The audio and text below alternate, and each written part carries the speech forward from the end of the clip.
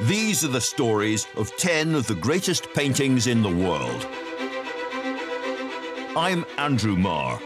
Art, not politics, is the great passion of my life. For me, it gets to the heart of what it is to be human. In galleries across the globe, there are great paintings, works made with almost supernatural skill, fierce passion, and extraordinary brain power. Now I want to tell stories behind some of the most iconic images in history, pictures like Leonardo's Mona Lisa, Van Gogh's Sunflowers, and Turner's Fighting Temeraire, paintings that represent the pinnacle of what people can do with paint and bristles. He created a brand new way of depicting the world. The colours would fizz and pop on the surface. It was like you could touch these people. It was like the portrait could speak to you. Behind every picture, there is a story.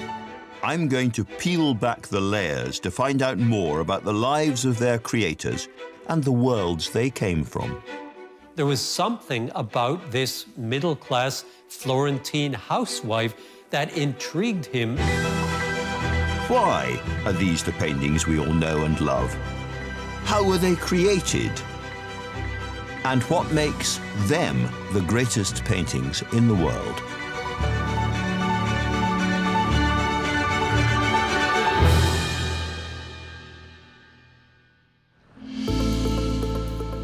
Success in the modern world of art is not found in the small details. It's measured by scale of ambition, by price at auction, and your media profile. In short, size matters. This is Tate Modern, the triumphant monster among contemporary art galleries. And with nearly 6 million visitors a year, it's in the top 10 most visited galleries and museums all around the world. So, in a colossal space like this, it's entirely right that we find a hugely important painting by a giant of modern art whose fame is on an equally vast scale. When asked to name the world's most famous painter, more than 90% of us choose him. His paintings are so utterly distinctive that when you see this one whole, there is no question about who painted it.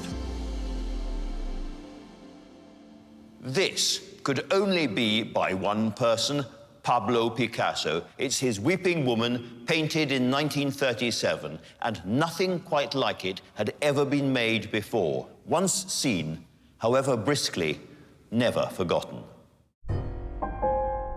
This is one of the most unforgettable of the many remarkable images that Picasso made during an immense career that dominates the art world of the 20th century. For a picture so strong it almost jabs you in the eyes, it's really quite small, and the subject could hardly be simpler. A woman wearing a red hat is crying. She's holding a handkerchief, and she is so grief-stricken, she's more or less chewing it. It's deceptively simple, even cartoon-like. Her face has been shaped using thick black lines and painted using a striking combination of bright acid colors and much darker reds and blues. This is a woman in torment, racked with wrenching anguish. If you look at Picasso's treatment of her face, the tears are like little raindrops or jewels, and her face is marked in grief, almost as if she's been clawed by a tiger, those deep, deep gouges and scratches in blue on the face. You very rarely see visible teeth in portraits, and the teeth are there, again, emphasizing the ugliness almost of grief.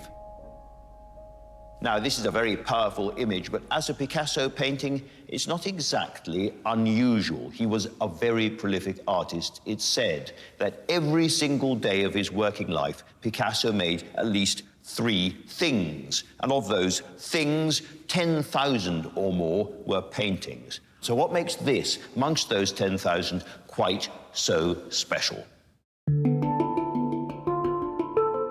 Well, this is an image painted at an important hinge in the artist's life, when a horrific event in Spanish history arrived at a tumultuous moment in Picasso's complicated love life.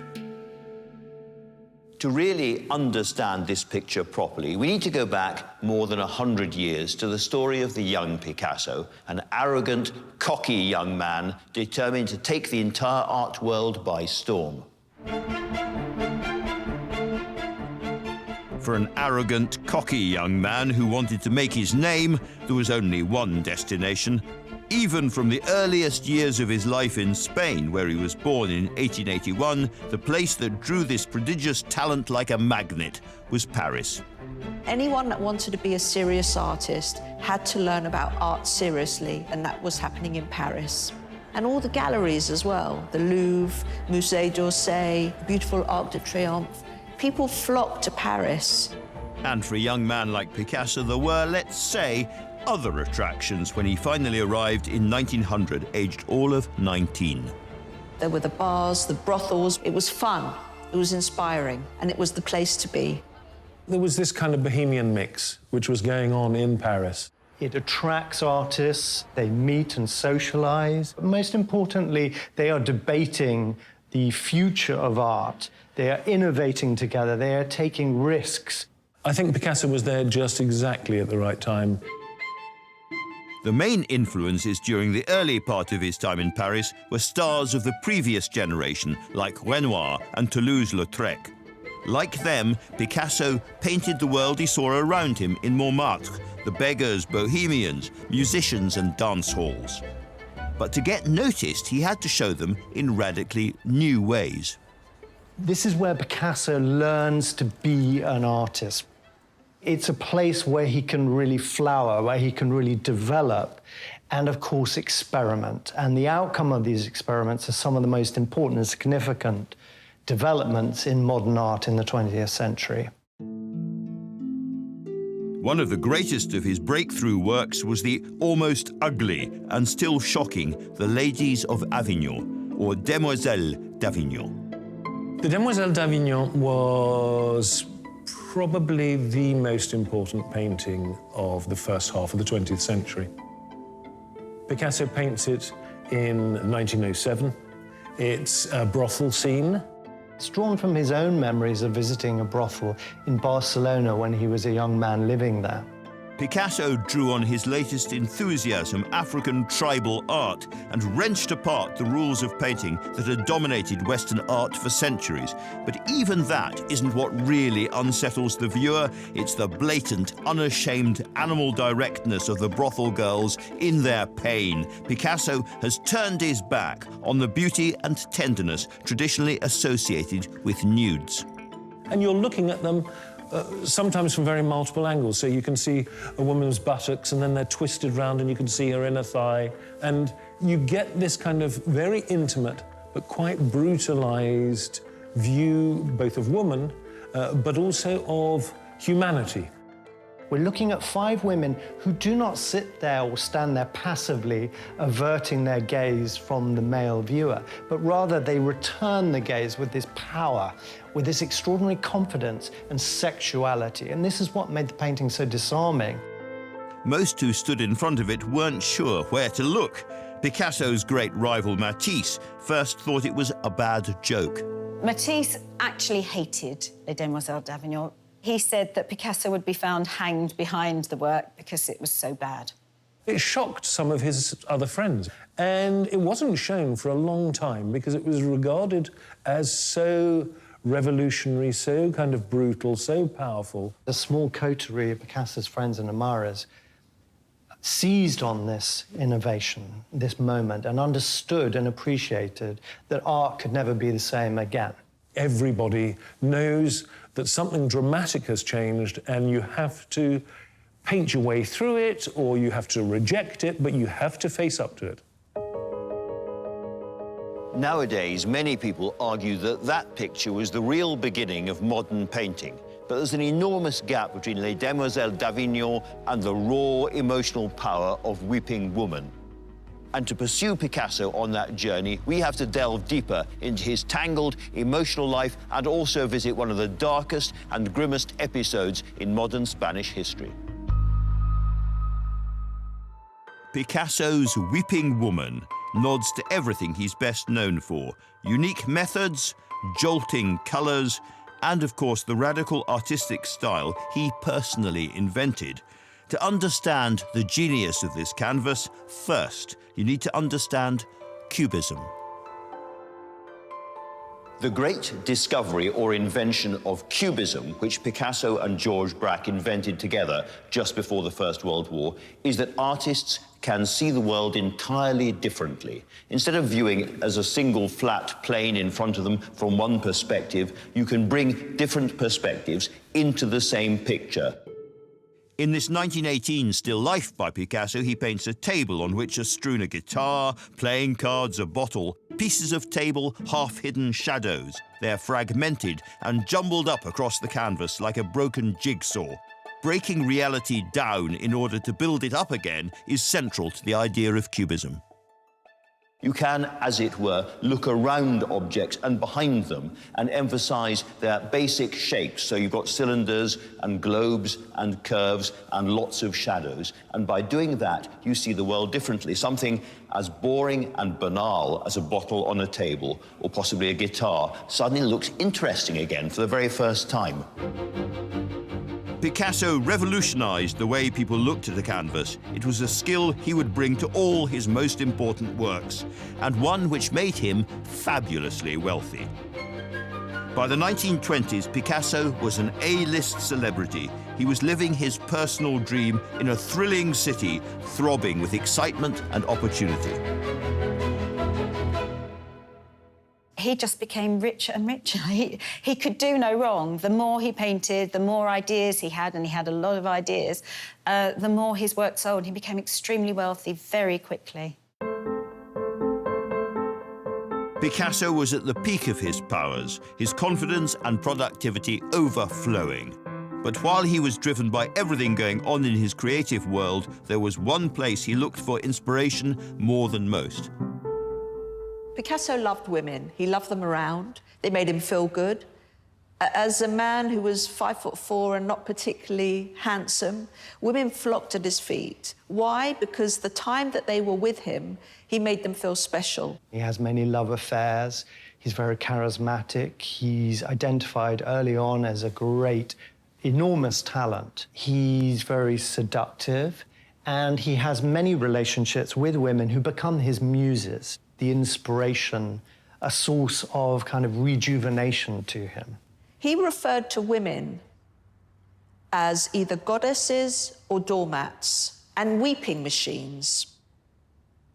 And it's extraordinary how they stayed with him, and they fought over one another for his love. And he depicted them time and time again. Every important work in Picasso's collection, including The Weeping Woman, was inspired by one of his ever-changing cast of lovers. But there were some who meant much more than others. One with whom he had a very long relationship and a daughter was Marie-Thérèse Walter. Her and Picasso's grandson is Olivier. My grandfather, Pablo Picasso, met my grandmother, my future grandmother, Marie-Thérèse, in 1927, in January, in front of the Galeries Lafayette. She was in the shop. He was looking at her through the window, and he waited outside. And when she came out, he said, "Hello, mademoiselle. I am Picasso, and I would like to make a portrait of you." So she was surprised because she had no clue who Picasso was. But she said that he was a charming man with a beautiful red tie. And this is how the story started. Marie-Thérèse was 17 years old. She was a perfect model for Pablo. She was innocent, and he was like a teacher. And step by step, she became totally addicted to this beautiful little love life. Marie-Thérèse was the latest in what was a rather long line of women whose character and looks inspired the by now world-famous Picasso to paint and draw furiously. But being his muse wasn't a poetic fate. Being Picasso's muse was not all it was cracked up to be. You might think, oh, it'd be great, you're living the high life and you're in one of his beautiful villas and being taken out to bars and clubs. But it was a short-lived occupation. You had to be on call, hand and foot, 24/7. There may have been two of you on the go at the same time, and you may not have known about the other one. And it was hard work. You would have to pose for him, You would have to satisfy him. You would have to make sure that he was happy, that he was watered and fed. It was almost like looking after a child. Away from his studio on the Rue des Grands Augustins, and after nearly 10 contented and prolific years with Marie-Thérèse, Picasso finally began to find that his creative motor was running on empty. He'd had 2 very, very difficult years where he'd almost decided to give up painting altogether and become a poet. And, in fact, he joked that on his tombstone he would like to have Pablo Picasso, poet, one-time painter. But there was new inspiration on the horizon.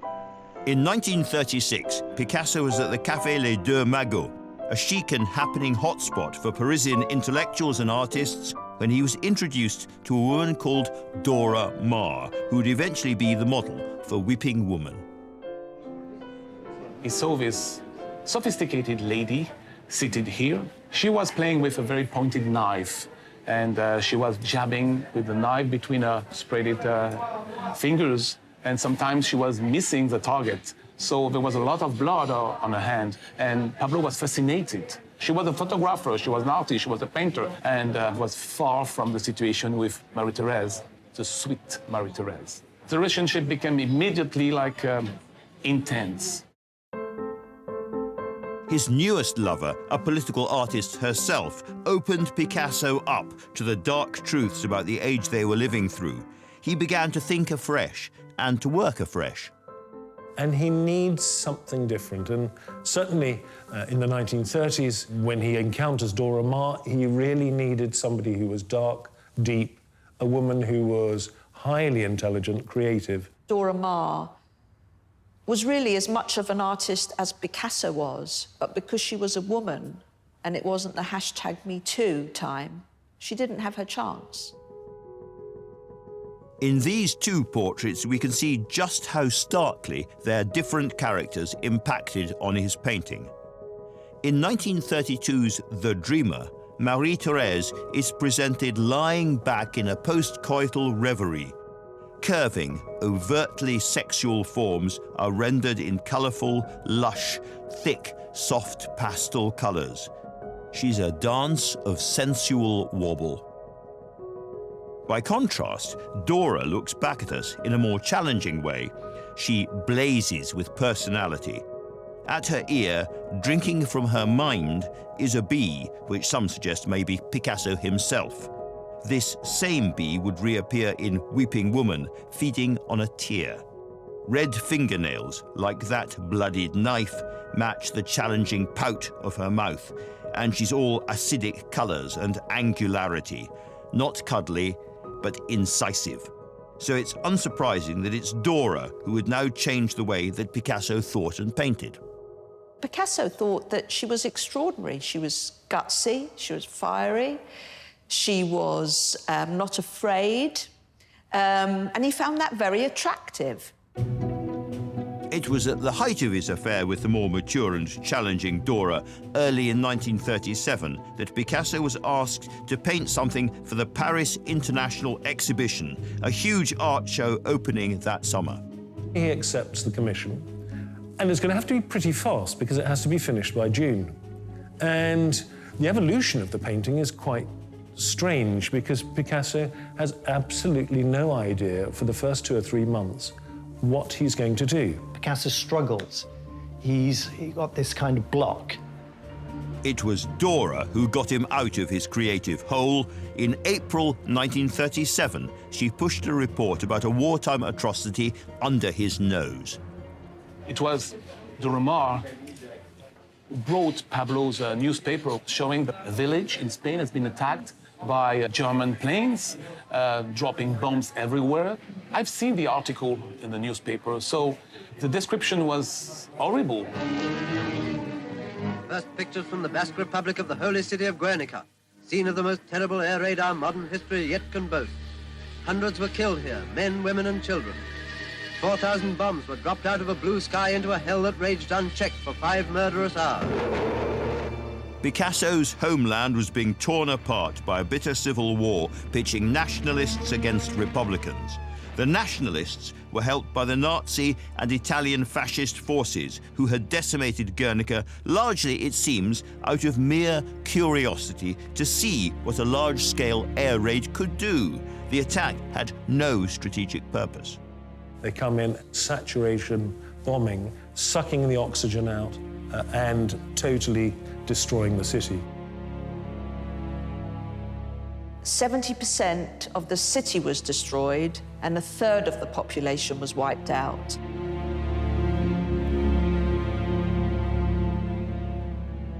The first time that there has been bombing of that scale in Europe. It's the catastrophe which alerts us to what modern warfare was going to look like. Reading about Guernica, Picasso was incensed, and he knew he'd found the subject for his Paris exhibition mural. He said and believed that art is the lie that told the truth, and he wanted the world to know. And Picasso was such a big, majestic superstar now in the art world that he felt that the only way to communicate the truth was through art, because art communicates better than any language, and it breaks down language barriers. The work he painted furiously in just a few weeks, the precursor to his Weeping Woman, is called simply Guernica. It now hangs in Madrid's Reina Sofia, where more than 4 million people come to see it every single year. Manuel Borja Virel is the museum's director. He had many photographs of bombings in Spain. We know that he was looking at the newsreels. We know he was looking at the newspaper. And he's trying to understand this period and using media of the period, but through the tools of a painter. So that's why the painting is black and white, which is the color of the newsreels. This lack of colour gives added impact to a canvas full of writhing, screaming, dying people and animals, rendered in flattened, cubist caricature. He reacts with this painting to all these horrors. He reacts also to a new type of violence, the fact that the murder of a complete population could be done in a kind of administrative way.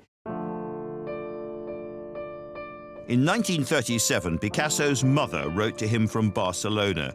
She described how smoke from the burning city was making her eyes water. And it was this image of a crying woman in a devastated city that then began to play on his mind. In this painting, that distraught woman is a hugely powerful figure. The real-life model for this and the Weeping Woman was Dora. As Picasso worked, Dora was constantly at his side, photographing his progress. She even added the flex on the horse's flank herself. We see that the tongue, that the scream of the woman could be like an arrow against the bombs, an arrow against the monstrosity, and also the breast. In many cases, they are like bombs, and the top of the breast is like the fuse of the bomb. So what he's telling us is that there is an element of resistance and an element that will be able, through poetry, through the communality of the suffering, overcome the barbarity of the monstrosity of the war.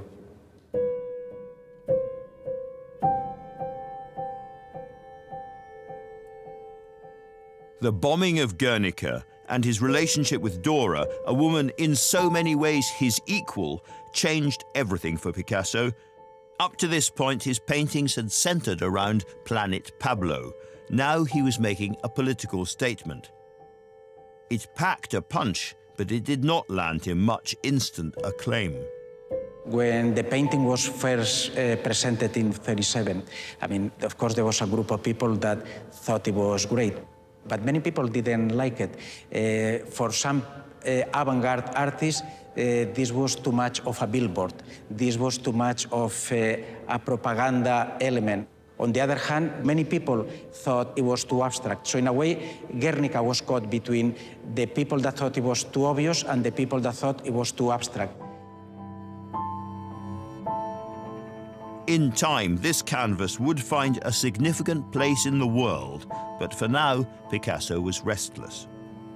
Although his great anti-war masterpiece was now finished, Picasso was transfixed by the sufferings of the Spanish, and in particular, that idea of the tears running down the face of his own mother.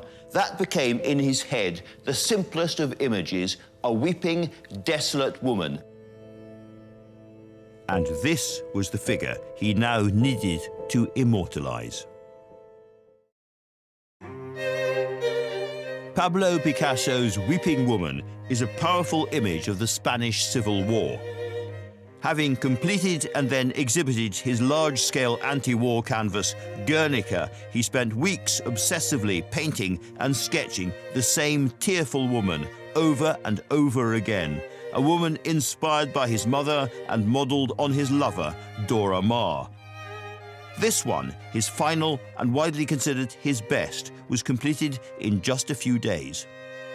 When you get up close and personal with this picture, one of the things you notice very quickly is the thickness of the paint. Now, this is interesting because a lot of the time at this period, Picasso paints quite thinly. He puts great washes of colour, and the paint is really there to serve the drawing, not the other way around. This is different. At times, he's put on so much paint, it's almost on the edge of falling off the canvas. That is interesting because it just shows how hard he was working on this picture. This is a picture he sweated over and worked again and reworked and reworked and reworked until for him it was absolutely perfect. And the sweaty intensity of that physical effort really amplifies his hugely bold choice of colours. What he's done is he's used all the warm, generous colours, the reds and the golds and the yellows and the oranges, but he's pushed them to the back of the picture plane. They're the wall behind the girl, they're the red carpet on which she's standing. Her own face is painted almost entirely in cold, cold colours, lots of white, lots of icy blue, lots of cold, acidic greens. So he's making the desolation vivid through the colours and the choice of colours. It has the raw urgency, not of an academic painting, but of a piece of graffiti in the New York Underground. Brilliant graffiti, I grant you.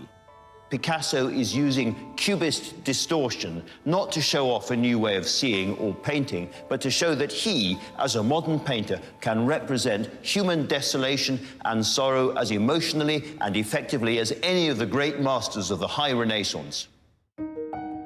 This powerful image had a profound effect on an old and close friend of Picasso's. An artist and voracious collector of modern art, Roland Penrose, was visiting Pablo Picasso when he saw it in his studio. He was blown away by the painting's savagery and its power, and even though the paint was barely dry, he asked if he could buy it.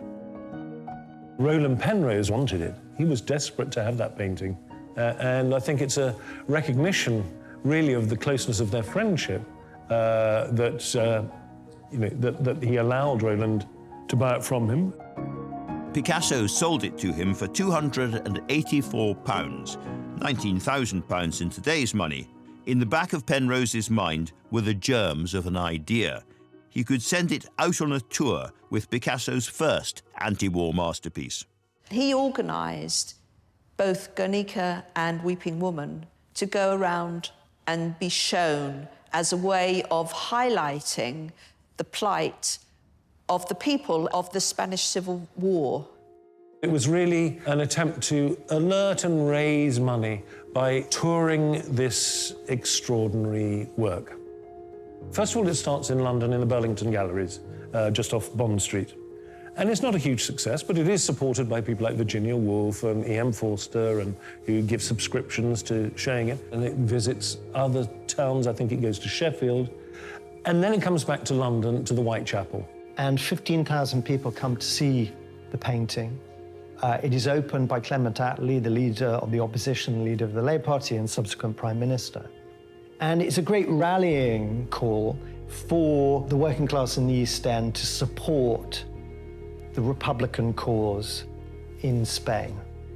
And apparently, the ticket price was a pair of boots to donate to soldiers and workers in Spain who are facing this fascist onslaught. Picasso's first political works had finally made their mark, 580 miles from the atrocity they portrayed.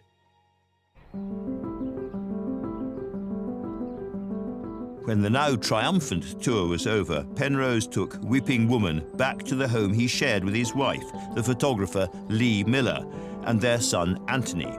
He still has very strong memories of the man who painted it, his father's great friend, the now middle-aged Picasso. When Picasso came here in 1950, he immediately liked it. He felt very at home. He liked the animals on the farm. And he liked things like plum pudding and stuff like that my mother gave him to eat, and Scotch whiskey. He was very keen on that. At the time, Anthony was just a child.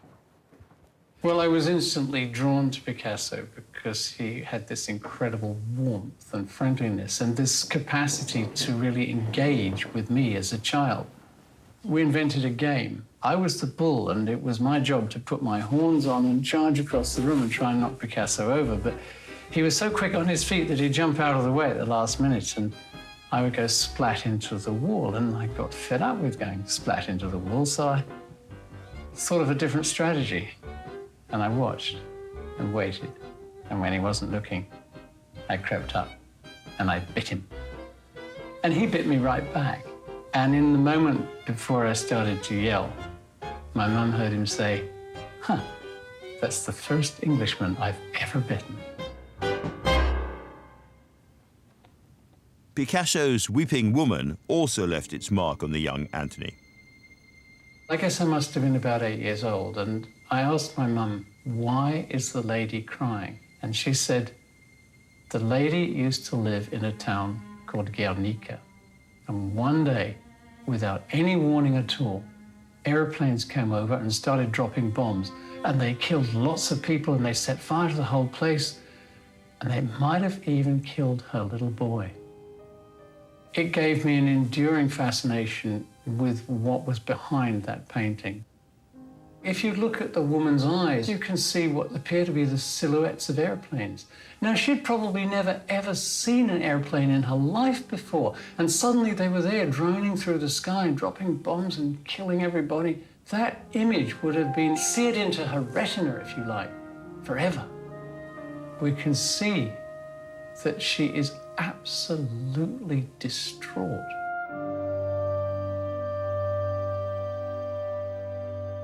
That anger, that pain is what makes Weeping Woman so unforgettable. Now, there are people who think that great art should be like a warm bath, calm and reassuring, a kind of ointment for the pains of daily life. But it seems to me that if art is great, it ought to be able to represent all of human life, and that means the pain and the anger and the sorrow as well. An ointment? A warm bath? This is more like a barbed wire face mask. The Weeping Woman was an extraordinary painting to have on the walls of Penrose's London flat, and it had been part of their lives for more than 30 years when the next page turned in the remarkable story of this painting.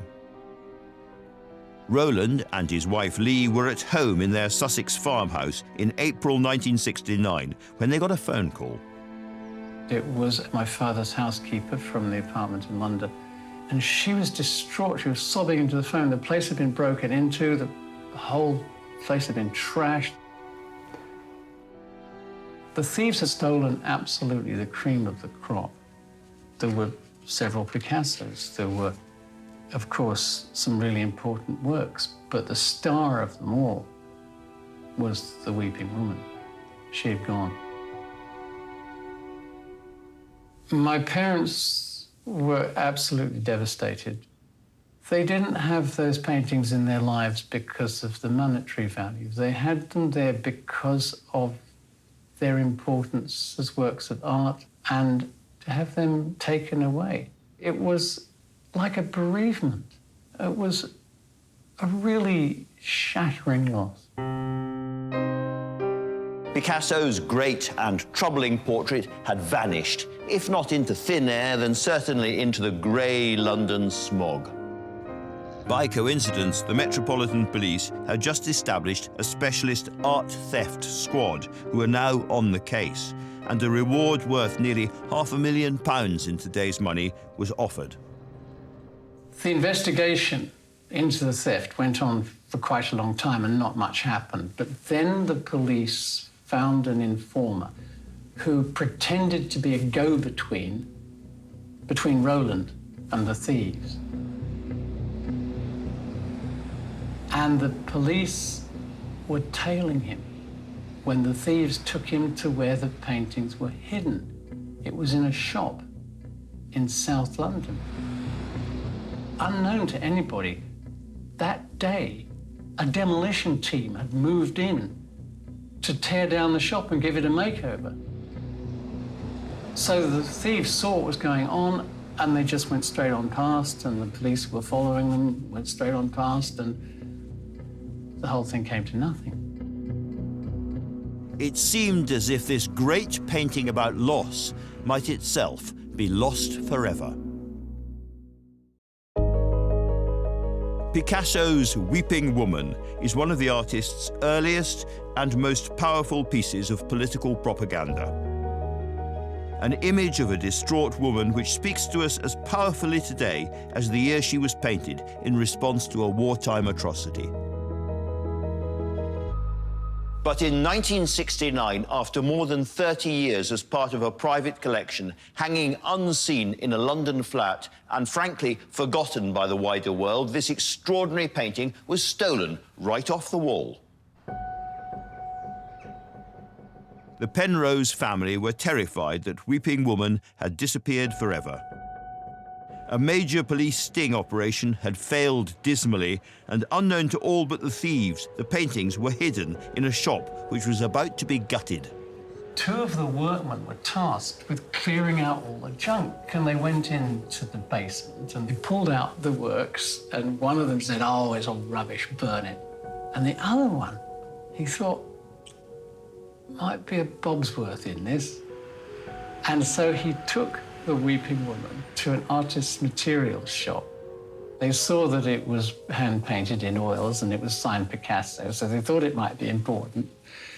And they called the police. And of course, all hell broke loose in that moment. Stolen from under their noses and coming perilously close to being dumped in a bin, Weeping Woman was finally back, safe and sound. My father went to Chelsea police station, where they were all stacked up in a cell for safekeeping. And he said, for the first time in his life, he wept for joy to see them all back and safe. The responsibility of owning such a painting could not have been made any clearer. And in 1987, Anthony's father gave Weeping Woman to the Tate. And she's been there ever since. She's meant to be out there, telling people about the atrocity of war. For the first time in half a century, Picasso's masterpiece was on public display. People flocked to see it and experience for themselves just how remarkable she is. It's very bold, it's very powerful, and of course, intensely sad. And I think you get almost the feeling of the emotion of her. The painting, I think, is universally moving, and that's Picasso's brilliance, that's his achievement. He's able to take the particularity of that story of these poor civilians bombed from the air, terrified, injured, suffering, and make this very personal, private painting that speaks of kind of universal pain and grief, that eruption of sorrow that cannot be constrained. I think it embodied everything that people understood about that whole era and the tragedies that occurred, not just in the Spanish Civil War, but also in World War II.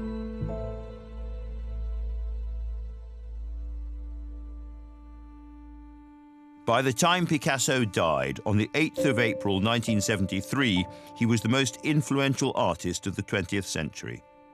His Weeping Woman is a hugely important part of his legacy. But what about the woman who inspired the painting? Picasso's relationship with Dora Maar lasted until the 1940s, when he dumped her for his next muse.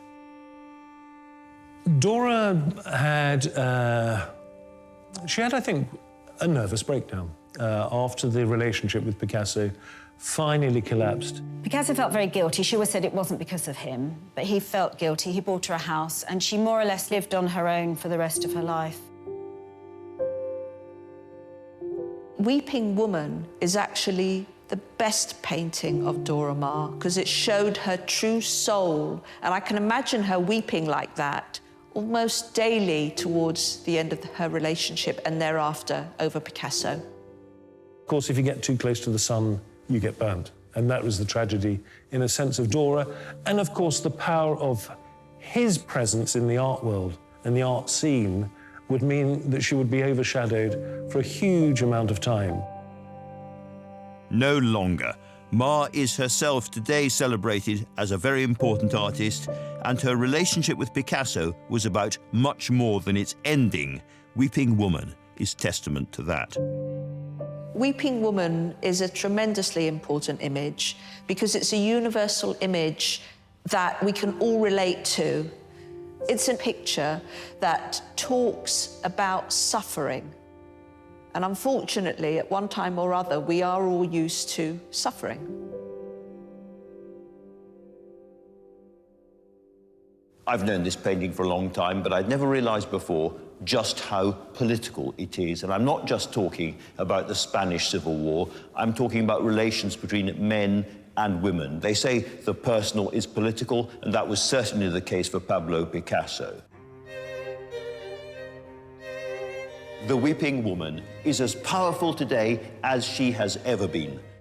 There are plenty of paintings, perfectly well made, which somehow become limp and lifeless over time. And there are other paintings which radiate energy and become more alive and draw us in as time goes on.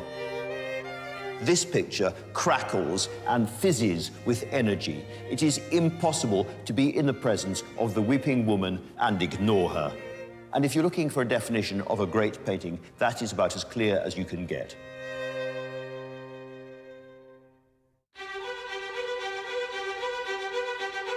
Next time, the final masterpiece of a truly iconic artist.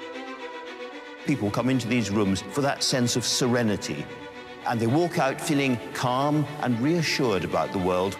This is the story of personal tragedy. He became so depressed that he stopped painting. Brutal violence.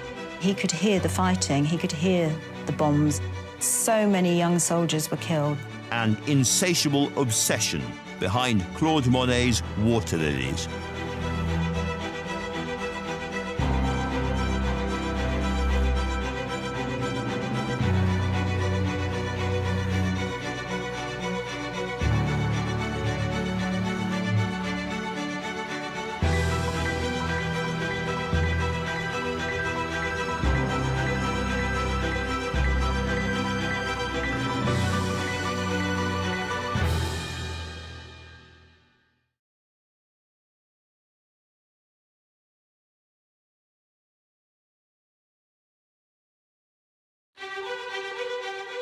These are the stories of 10 of the greatest paintings in the world. I'm Andrew Maar. Art, not politics, is the great passion of my life. For me, it gets to the heart of what it is to be human. In galleries across the globe, there are great paintings, works made with almost supernatural skill, fierce passion, and extraordinary brain power. Now I want to tell stories behind some of the most iconic images in history, pictures like Leonardo's Mona Lisa, Van Gogh's Sunflowers, and Turner's Fighting Temeraire, paintings that represent the pinnacle of what people can do with paint and bristles. His watercolours, described as miraculous. People can't believe the effects that he manages to achieve. It was like you could touch these people. It was like the portrait could speak to you. Behind every picture, there is a story. I'm going to peel back the layers to find out more about the lives of their creators and the worlds they came from. There was something about this middle-class Florentine housewife that intrigued him. Why are these the paintings we all know and love? How were they created? and what makes them the greatest paintings in the world.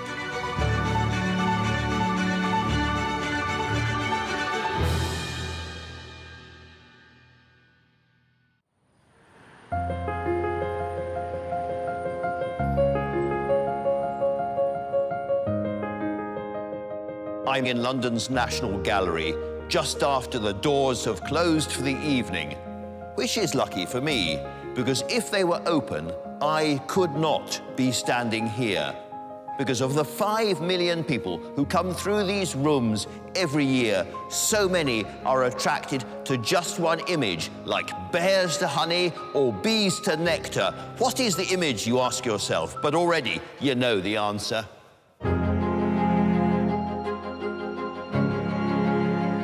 This is The Sunflowers by Vincent van Gogh, the patron saint of loneliness.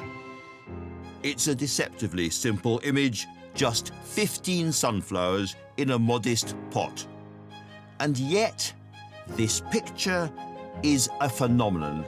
It quite literally dazzles anyone who comes into its orbit. This is one of the brightest pictures you will ever see. You walk into this room, which is full of fantastic paintings by very famous painters, and this punches you hard in the eye, so hard you can almost fall over. But here is the paradox. Behind the brightness, it is also a surprisingly dark picture. For an artist who produced almost 2,000 drawings and paintings, it's often said that this picture is the one that Van Gogh was most proud of. It's a deeply personal painting that captures a definitive moment in his life.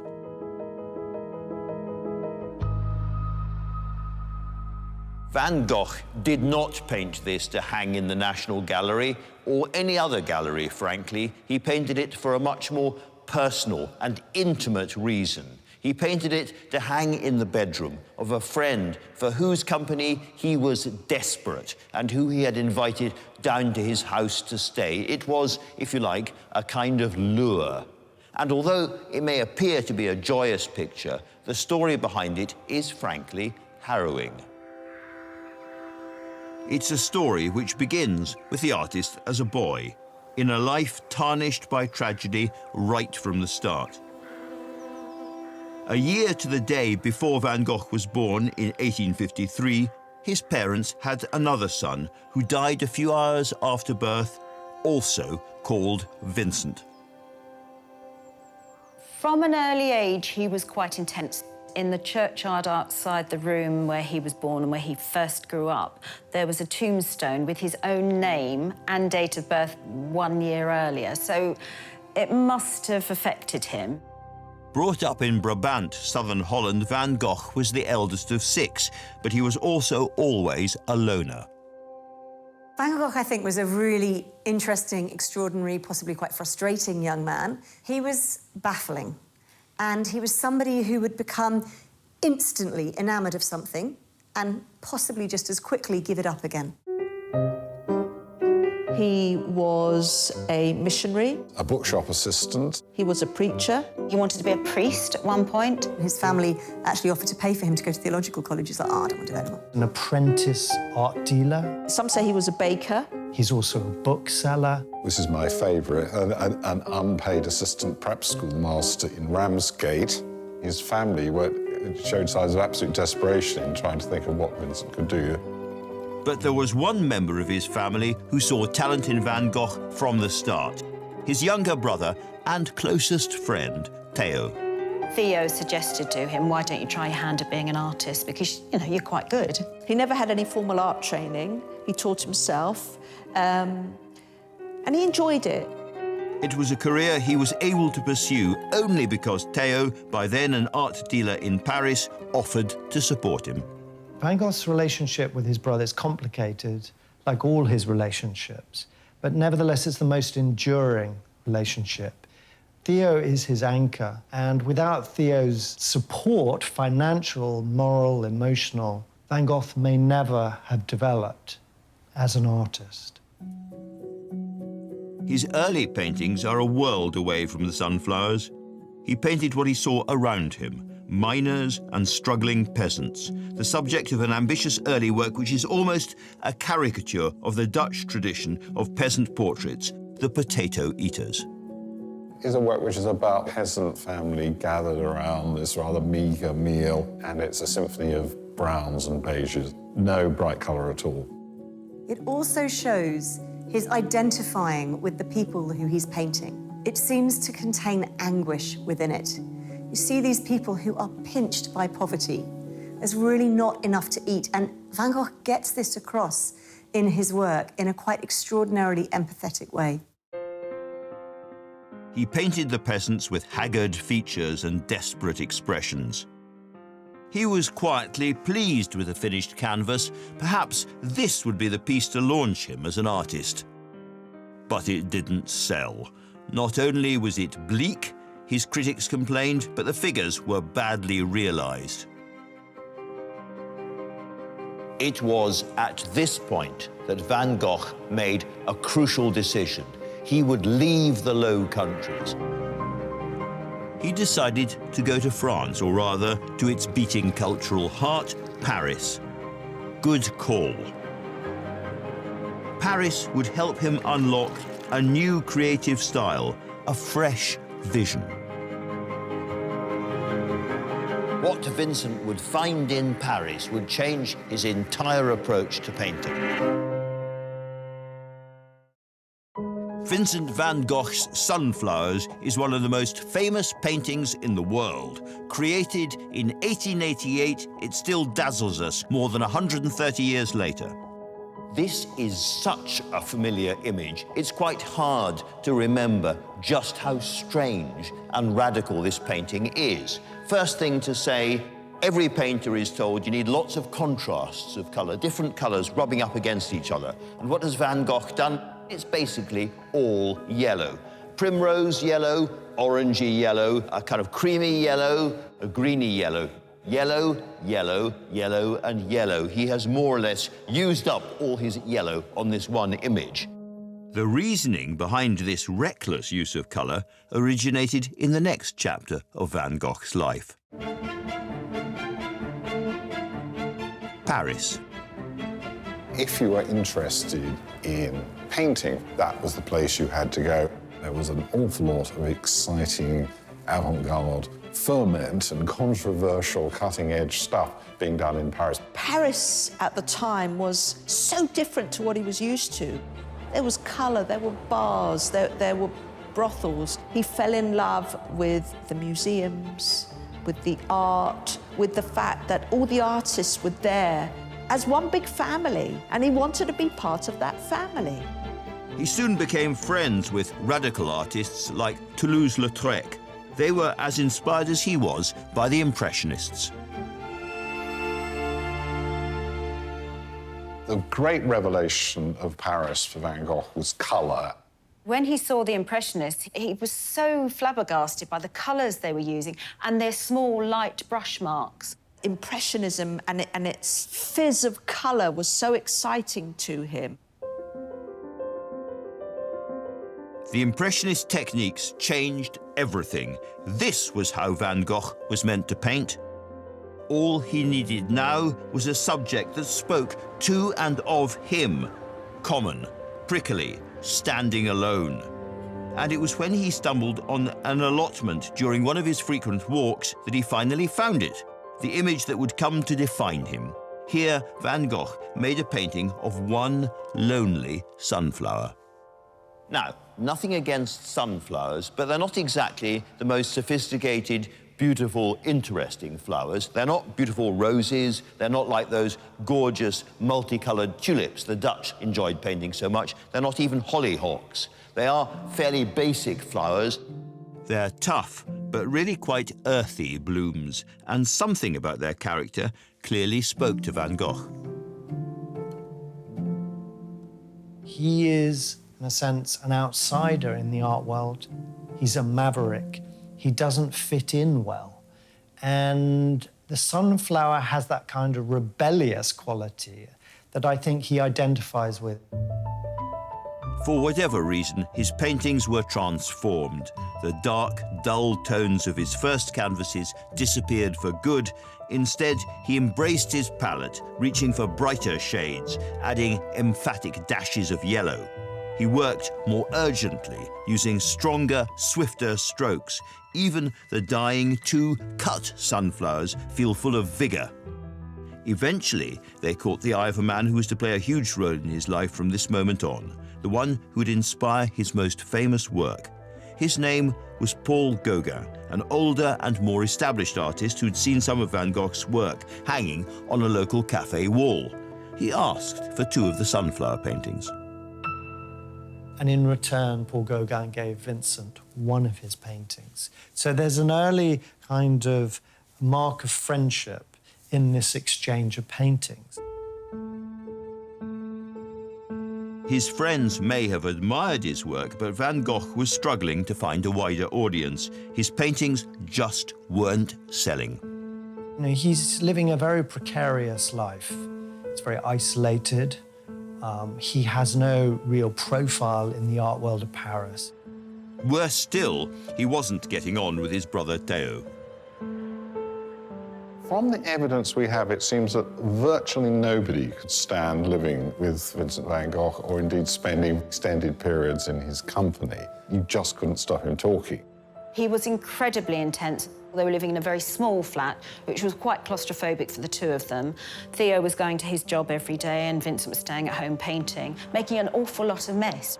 Theo reports that after a hard day at work as an art dealer, he'd come home, have supper, Vincent would start talking to him. Theo would say he was tired and thought he'd go to bed. Would go to bed and Vincent would follow him into the bedroom, pull up a chair and carry on talking to him. He was very difficult company. Just 2 years after he'd arrived in Paris, Van Gogh was now desperate to leave.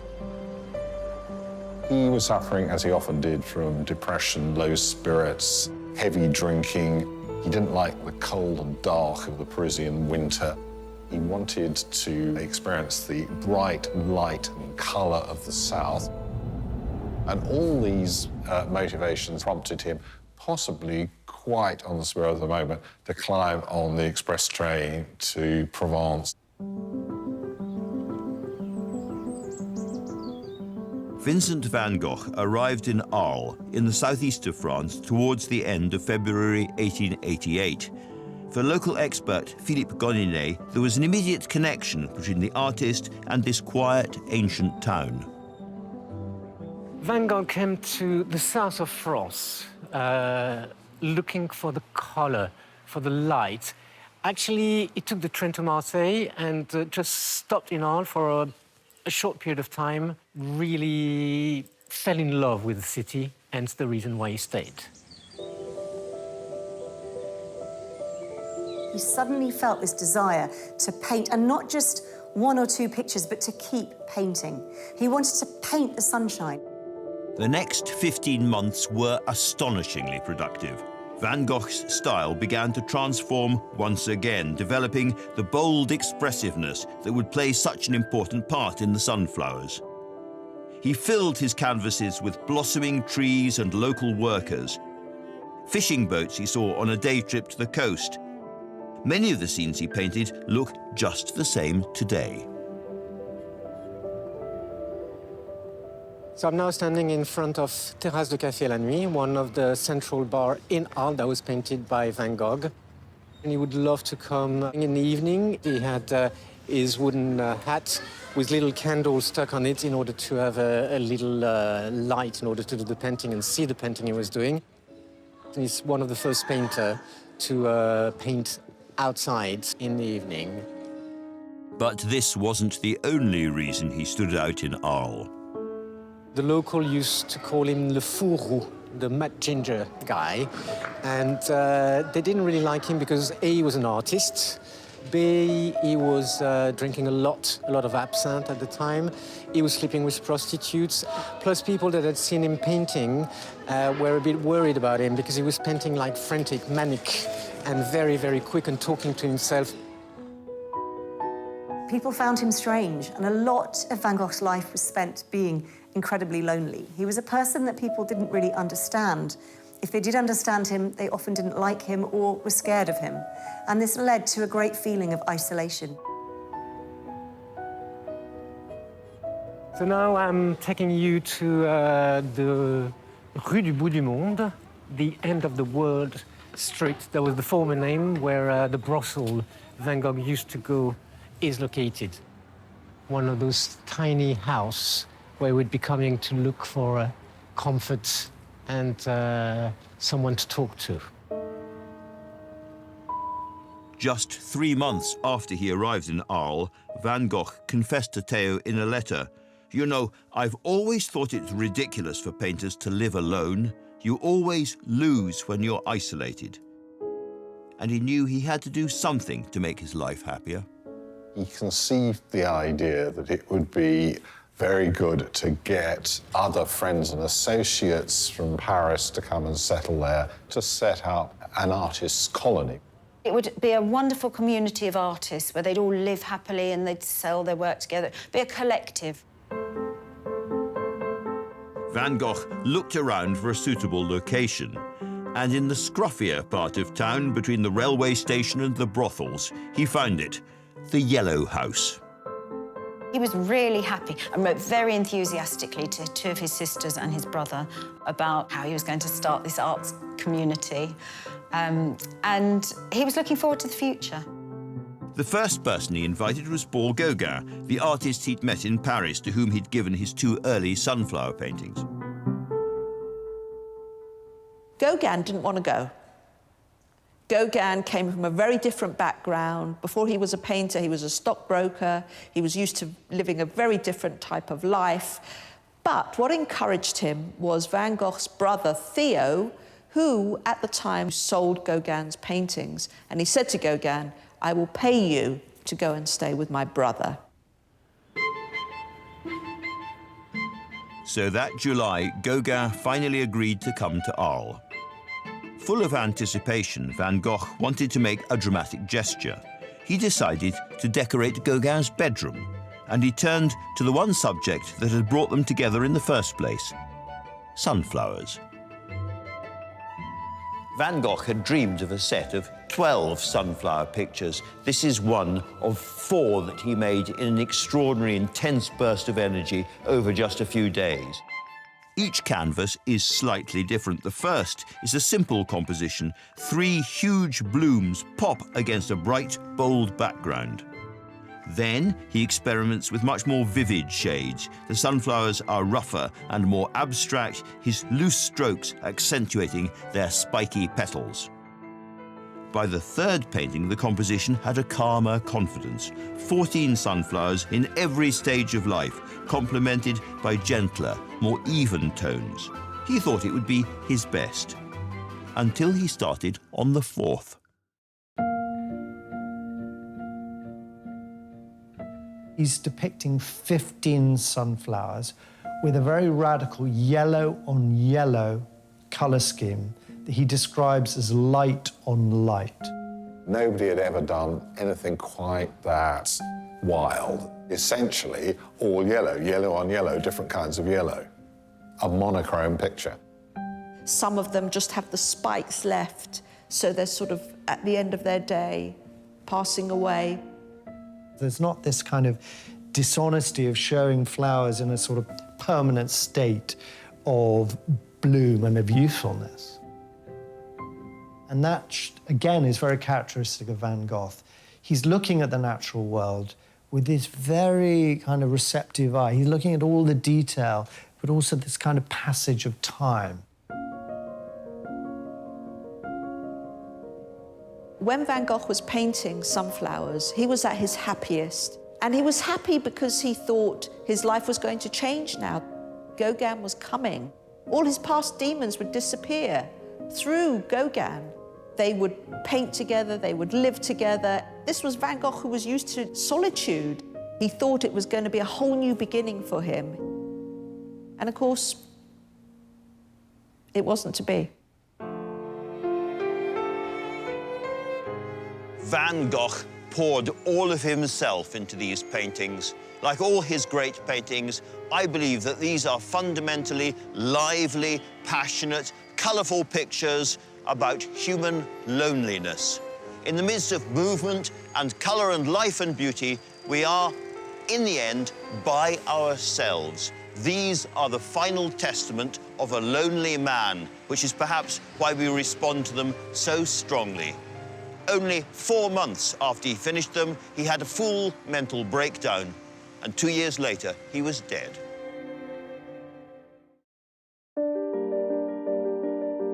In the summer of 1888, Van Gogh painted a series of sunflowers, culminating in these 15 magnificent blooms.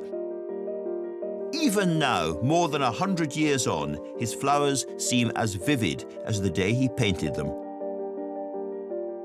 So what techniques did Van Gogh use on his canvas to capture the spirit of the subject he loved so much? Classically in painting, you're taught to make the brushwork vanish. You can't see it. It's so smooth that you have the illusion that you're looking at a real flower or a real pot or whatever it might be. Here, Van Gogh has done exactly the opposite. You can see every single flicker and mark that his thumb and forefinger and the brush have made. He uses impasto, great big gobs of paint slammed onto the canvas. You can see he's taken a brush and filled it up with really thick paint and then kind of stabbed it into the canvas, and then he's pulled the brush straight out again. So it's almost three-dimensional. The strokes of the petals and the leaves are, again, great wadges of paint. It's not a picture of a dead sunflower. It's pretty close to being the thing itself. And the sunflowers aren't the only place where you can see Van Gogh's ingenuity on this canvas. If you look at the back of the painting, the wall, it's a kind of buttery slab of paint. You can actually see not just the thickness of the brushes he was using, you can actually see the individual bristles of the brush still captured in reverse on the oil paint. He's saying, remember that I, Van Gogh, made this with my hands. Think about my thick fingers, think about my brushes, think about the oil and the goo and the slap and the sweat that went into this. All of that is still bleeding and dripping off the canvas all these years afterwards.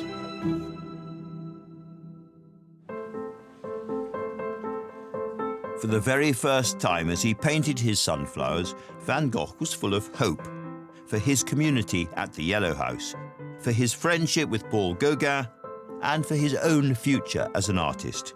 All of this he funneled directly into the radiant blooms. It took Van Gogh just a week to complete the 4 sunflower paintings, and when he had, he put the last 2, the 2 that he liked best, onto the walls of Gauguin's bedroom. And they must have blazed from the walls of the bedroom of this tiny French townhouse. A shout, a scream almost, for companionship. The effect of Gauguin's bedroom must have been quite extraordinarily overwhelming. He must have got quite a shock when he arrived. He was bowled over. He loved them. Of all the things that Van Gogh did, Gauguin loved the sunflowers the most. Quickly, the 2 men settled into an intense partnership. To start off with, they set out working together, and it actually goes surprisingly well. Van Gogh settles down. They start producing quite a lot of good work. Van Gogh was very quick, very immediate, painting a picture a day, attacking the canvas almost as if he's dancing with it. Gauguin, on the other hand, was much more methodical, much slower, much more considered. Van Gogh liked to paint from life. Gauguin liked to paint from his imagination and from his memory. In November 1888, Van Gogh painted portraits of the 2 men's chairs, wittily capturing their different natures. The 2 chairs are a symbol of his and Gauguin's friendship, and they seem, just through these simple chairs, to encapsulate the 2 very different personalities of the artist. Vincent's chair shows his simplicity. He didn't need much to be happy in life, whereas Gauguin was a bit more worldly. Gauguin would be reading modern novels and keeping up to date with what was fashionable. When you look at them, you feel as if they've perhaps only just been vacated. They're a wonderful symbol of this community that Van Gogh had so wanted to build. But as days turned to weeks, this dream became less and less a reality, and with only each other for company, the two men's differences became more and more pronounced. Gauguin found living with Van Gogh very, very difficult. The two artists were very, very different people. Gauguin hated living in Arles. He said it was the filthiest hole in the south. He really disliked it. And they were beginning to get on each other's nerves. Then the weather deteriorates. Wind starts blowing, it starts getting cold and rainy. They have to work indoors, which means they're working in one small room. Van Gogh is probably talking quite a lot of the time, and pacing up and down is another of his habits when working. Gauguin is trying to concentrate, and after a while, things get more and more tense. They would argue about art. They would argue about cooking, the best way to cook tomatoes, even. They argued about everything. Van Gogh scared Gauguin. It's been said that Gauguin recalled how he would be asleep in his bed and he'd wake up and Van Gogh would be standing over him, staring at him while he was in bed asleep. It didn't take long for everything to come to a head. Something on December the 23rd pushed him over the edge. What Gauguin said afterwards is he was just so bizarre I couldn't stand it anymore. Gauguin said, that's it, I've had enough, I'm leaving, I'm going back to Paris and I won't be coming back. Van Gogh has such a volatile temper. It just escalated, it went crazy. Gauguin ran out into the street and Van Gogh followed him with his razor. The two men continued to scream at each other until Gauguin took refuge in a hotel. Van Gogh stormed back to the Yellow House and, still holding his razor, sliced off a chunk of an ear. He wrapped up his ear in newspaper, put a beret on to disguise his wound, and took it off to the brothel, where he left a door for a certain employee who went under the name of Rachel, went back to his house, got into bed and passed out. Really, it was self-harm. He was desperate. All his hopes and his dreams and his future with Gauguin had disappeared. They'd evaporated over this row, and he felt as though he had no future. By the time the police arrived the next morning, it said the walls of the Yellow House were stained with blood. Van Gogh was rushed to hospital, the doctors questioning if he would survive. And it was really then that his family, I think, started to realise that he genuinely was, as his brother put it, mad. He was obviously getting hallucinations. He was behaving very strangely. There were complaints from the neighbours about odd behaviour. From that point on, he actually seems to have lost confidence himself. And finally, he tells his brother that he doesn't think at this stage he's really up to living on his own. 5 months after he severed his ear, Van Gogh was committed to this asylum in Saint-Rémy-de-Provence. It's an old monastery which still serves as a psychiatric hospital today.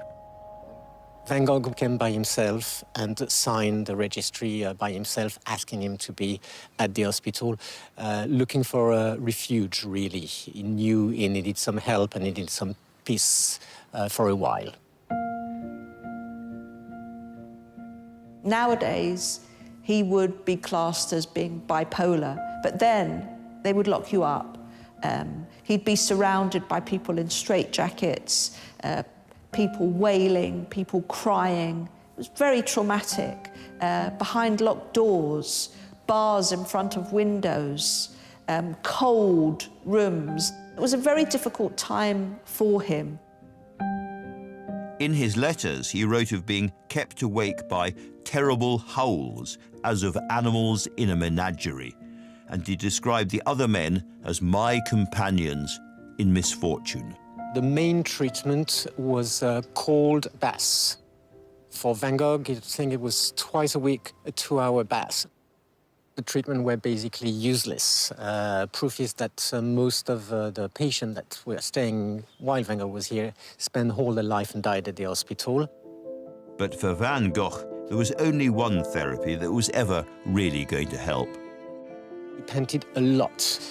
He did 150 paintings that are known of. The landscapes, the color, the sky was something that would give him peace every day. Interestingly and very sadly, some of his best work was done when he checked himself into the asylum. And perhaps that's because he was surrounded by people all the time and people were caring for him. And it was while he was here in the asylum that Van Gogh faced his biggest public test as an artist. In January 1890, he was invited to show his work at an exhibition in Brussels, alongside old friends like Toulouse-Lautrec.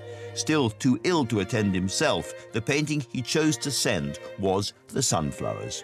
Vincent was so proud that he'd been selected out of 20 foreign artists to be exhibited in this exhibition. Not all the artists liked his work. They just didn't respect them. There was one artist called Henri de Gros, and he said, "I will not be put by that abominable pot of sunflowers by Vincent." And it caused a fight. Toulouse-Lautrec stood up in honour of his friend and said, "Retract that." And there were almost daggers at dawn. This was the first time the sunflowers had been seen by the general public. They didn't understand why he was painting with such thick paint, such bright colours, so unrealistic. Perhaps it was for the best that Van Gogh didn't make it there himself.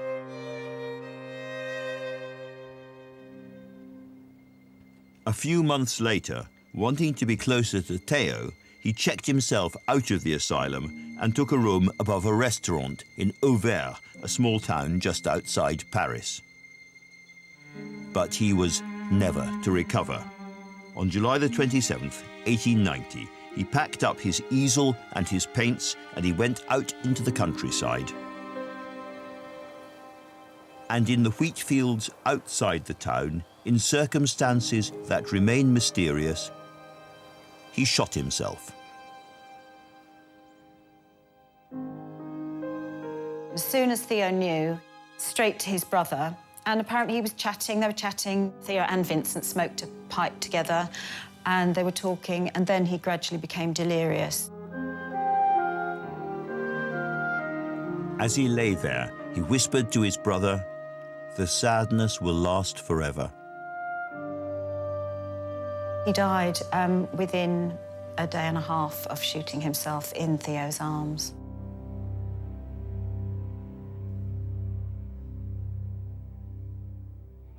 This painting of farms around Auvers is one of the last that Van Gogh made, and, full disclosure, my own favourite. In it you can just make out 4 solitary sunflowers, an echo perhaps of happier times. Had Van Gogh survived, had he been able to cope with his mental illness, who knows what extraordinary, unpainted masterpieces the world would have today?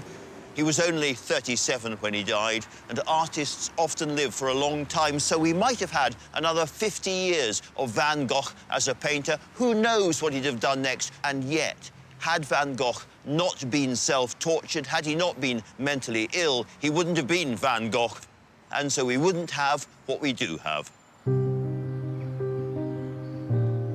I've always thought that one of the great paradoxes of, tragic paradox of Van Gogh's life is that while he was alive, really nobody could stand him. And that changes actually almost from the moment when he shot himself.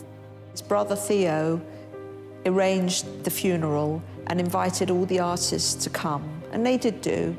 They took the paintings off of the walls and placed them around his coffin, and they also covered his coffin with flowers, mainly sunflowers. He was much admired. I mean, he truly suffered for his art. He agonized for the art world. Ever afterwards, he's been a figure that people identify with emotionally, perhaps more than any other artist who's ever lived. But while Vincent had no success during his life, his family were not prepared for that to go on after his death. And there were people alive who understood quite how extraordinary and beautiful these pictures were. A small platoon determined the whole world would know the name Vincent van Gogh.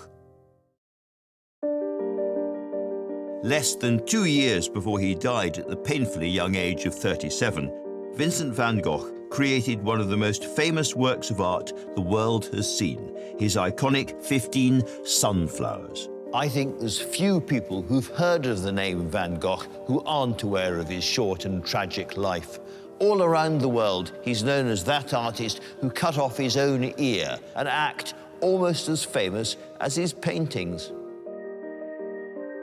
It's possible that the drama of his life and the manner in which he left it explain some of the popularity and the mystique surrounding Van Gogh's sunflowers today.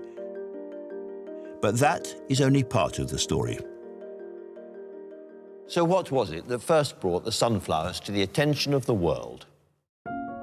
It should have fallen to Theo, Van Gogh's art dealer brother, to make sure he was never forgotten.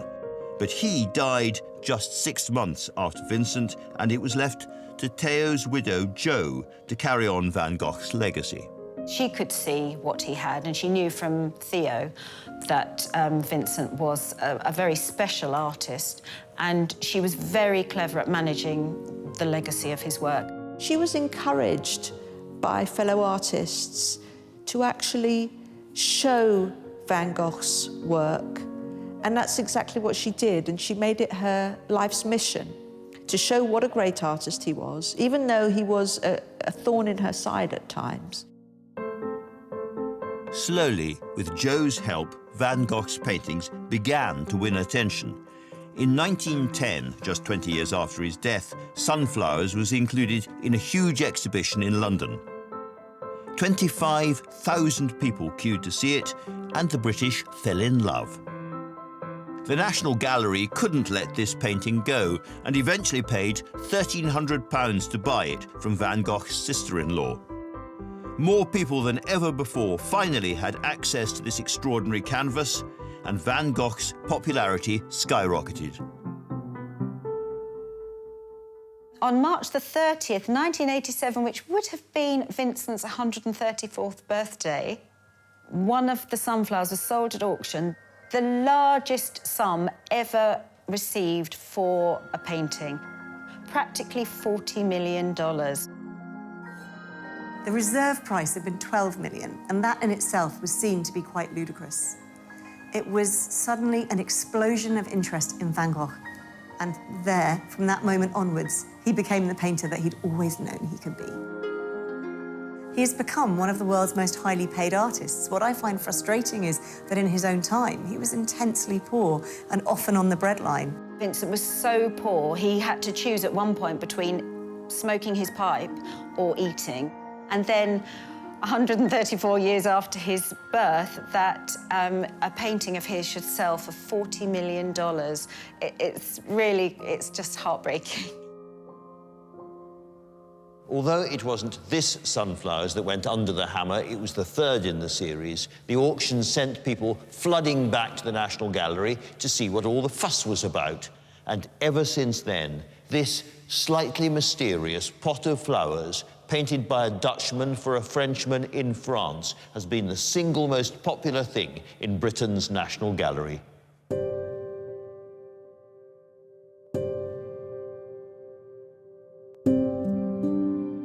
He never painted when he was having any kind of mania or any illness. He painted when he was happy, and he did have hope. And most of the time, he was very hopeful, and they portray hope. They portray that hope and that happiness. It's an ecstatic painting, isn't it, really? It's very joyful, and Van Gogh said that he painted it out of gratitude, but also to provide solace to other people who are suffering loneliness and isolation like himself. He's saying, really, find a connection with the natural world around you. Find this wonder, this beauty that is available in a humble flower. The explanation behind the popularity of sunflowers is hard to put into words. Ecstatic, joyful, yes. But there's a curious loneliness here as well. Some thrust up. Others wilt and crumple. Some stare back at us, almost like self-portraits. We're instinctively attracted to their beauty, but we are also, all of us, in the end, alone. Van Gogh once said, "I'd like to paint in such a way that everyone who has eyes could understand it." I've used a lot of words in telling this story, but the truth is, we don't really need words. We just need our eyes and our hearts. This is a painting for all people and all time.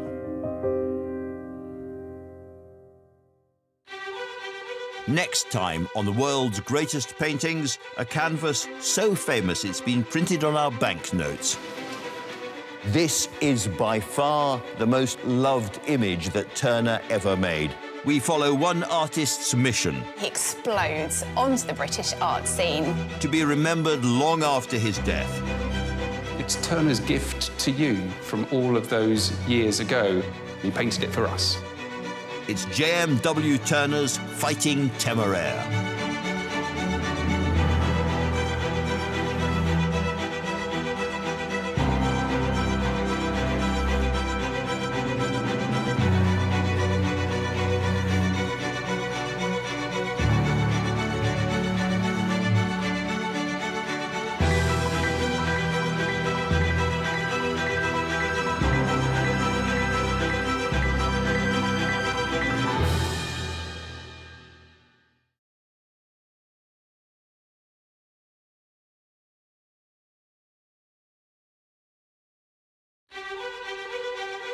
These are the stories of 10 of the greatest paintings in the world. I'm Andrew Maar. Art, not politics, is the great passion of my life. For me, it gets to the heart of what it is to be human. In galleries across the globe, there are great paintings, works made with almost supernatural skill, fierce passion, and extraordinary brainpower. Now I want to tell stories behind some of the most iconic images in history, pictures like Leonardo's Mona Lisa, Van Gogh's Sunflowers, and Turner's Fighting Temeraire, paintings that represent the pinnacle of what people can do with paint and bristles. He created a brand new way of depicting the world. The colours would fizz and pop on the surface. It was like you could touch these people. It was like the portrait could speak to you. Behind every picture, there is a story. I'm going to peel back the layers to find out more about the lives of their creators and the worlds they came from. There was something about this middle-class Florentine housewife that intrigued him. Why are these the paintings we all know and love? How were they created? And what makes them the greatest paintings in the world?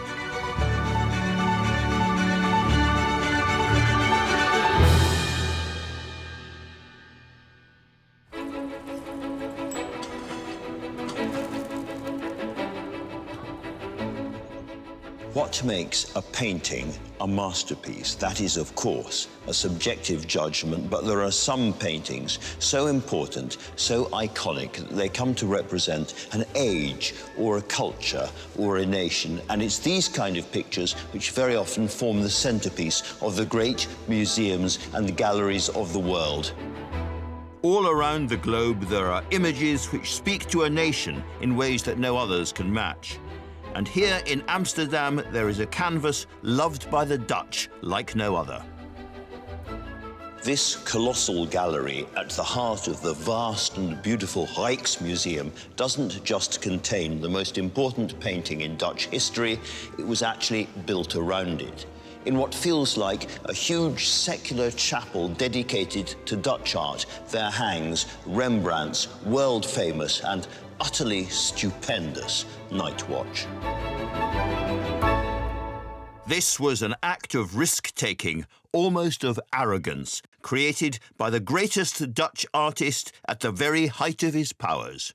Now, it's nothing short of a national treasure. So what is it? It's a group portrait of a militia company, what you might call a platoon of Amsterdam's People's Army. There are 16 men visible in all. We know most of their names. Right at the centre, with that magnificent white ruff, is Frans Banning-Kock, the commander of the militia, giving the order to advance. And beside him in the canary yellow is Willem van Ruttenberg, his lieutenant. All around the picture, there are different things going on. There's a dog barking, there's a young girl staring into the distance, there's a man cleaning his musket. Somebody else, right in the centre, has fired his musket by mistake and nearly hit somebody else's hat. Rembrandt's characters feel so alive they could almost jump off the canvas. But if they did, they wouldn't get very far. Now, if you've been watching really carefully, you may have noticed there is a strange big glass box around it. Now, why is that? And the answer is, it is being restored, properly for the first time in more than 40 years. For your average masterpiece, any major restoration would be carried out as far away from the prying eyes of the public as possible. But the Night Watch isn't average, it's not allowed to skulk or to take time out.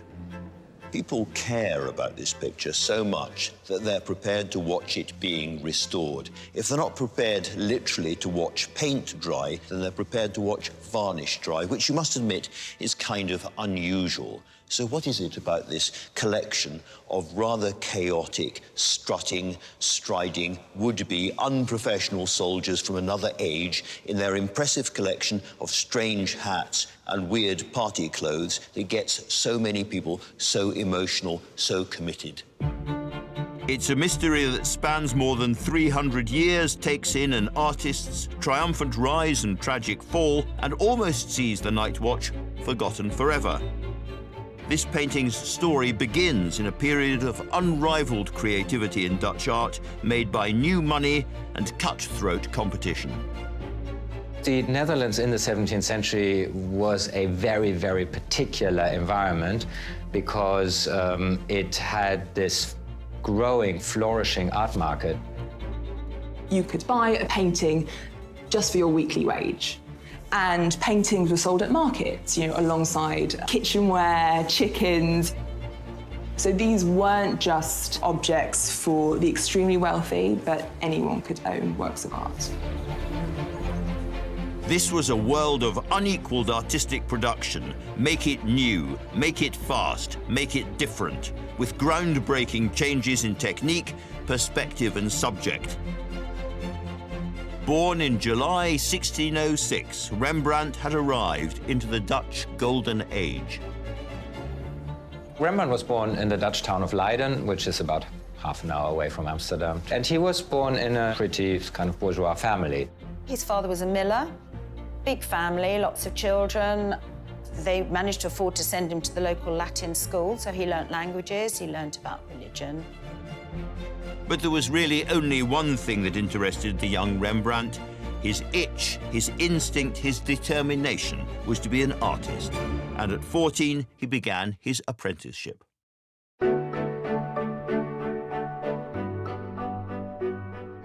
He entered the workshop of a local artist, and that's where he learned, as it were, the craft. He would have learned how to draw, how to use colour, how to mix and make his own paints. It doesn't appear that he just wakes up and is suddenly a brilliant artist, but rather, in his early works, with our own eyes, we can see him progressing. Rembrandt's first canvases are full of mistakes, but each and every one ripples with ambition. They show daring colours, bold textures, and above all, an unusual approach to lighting.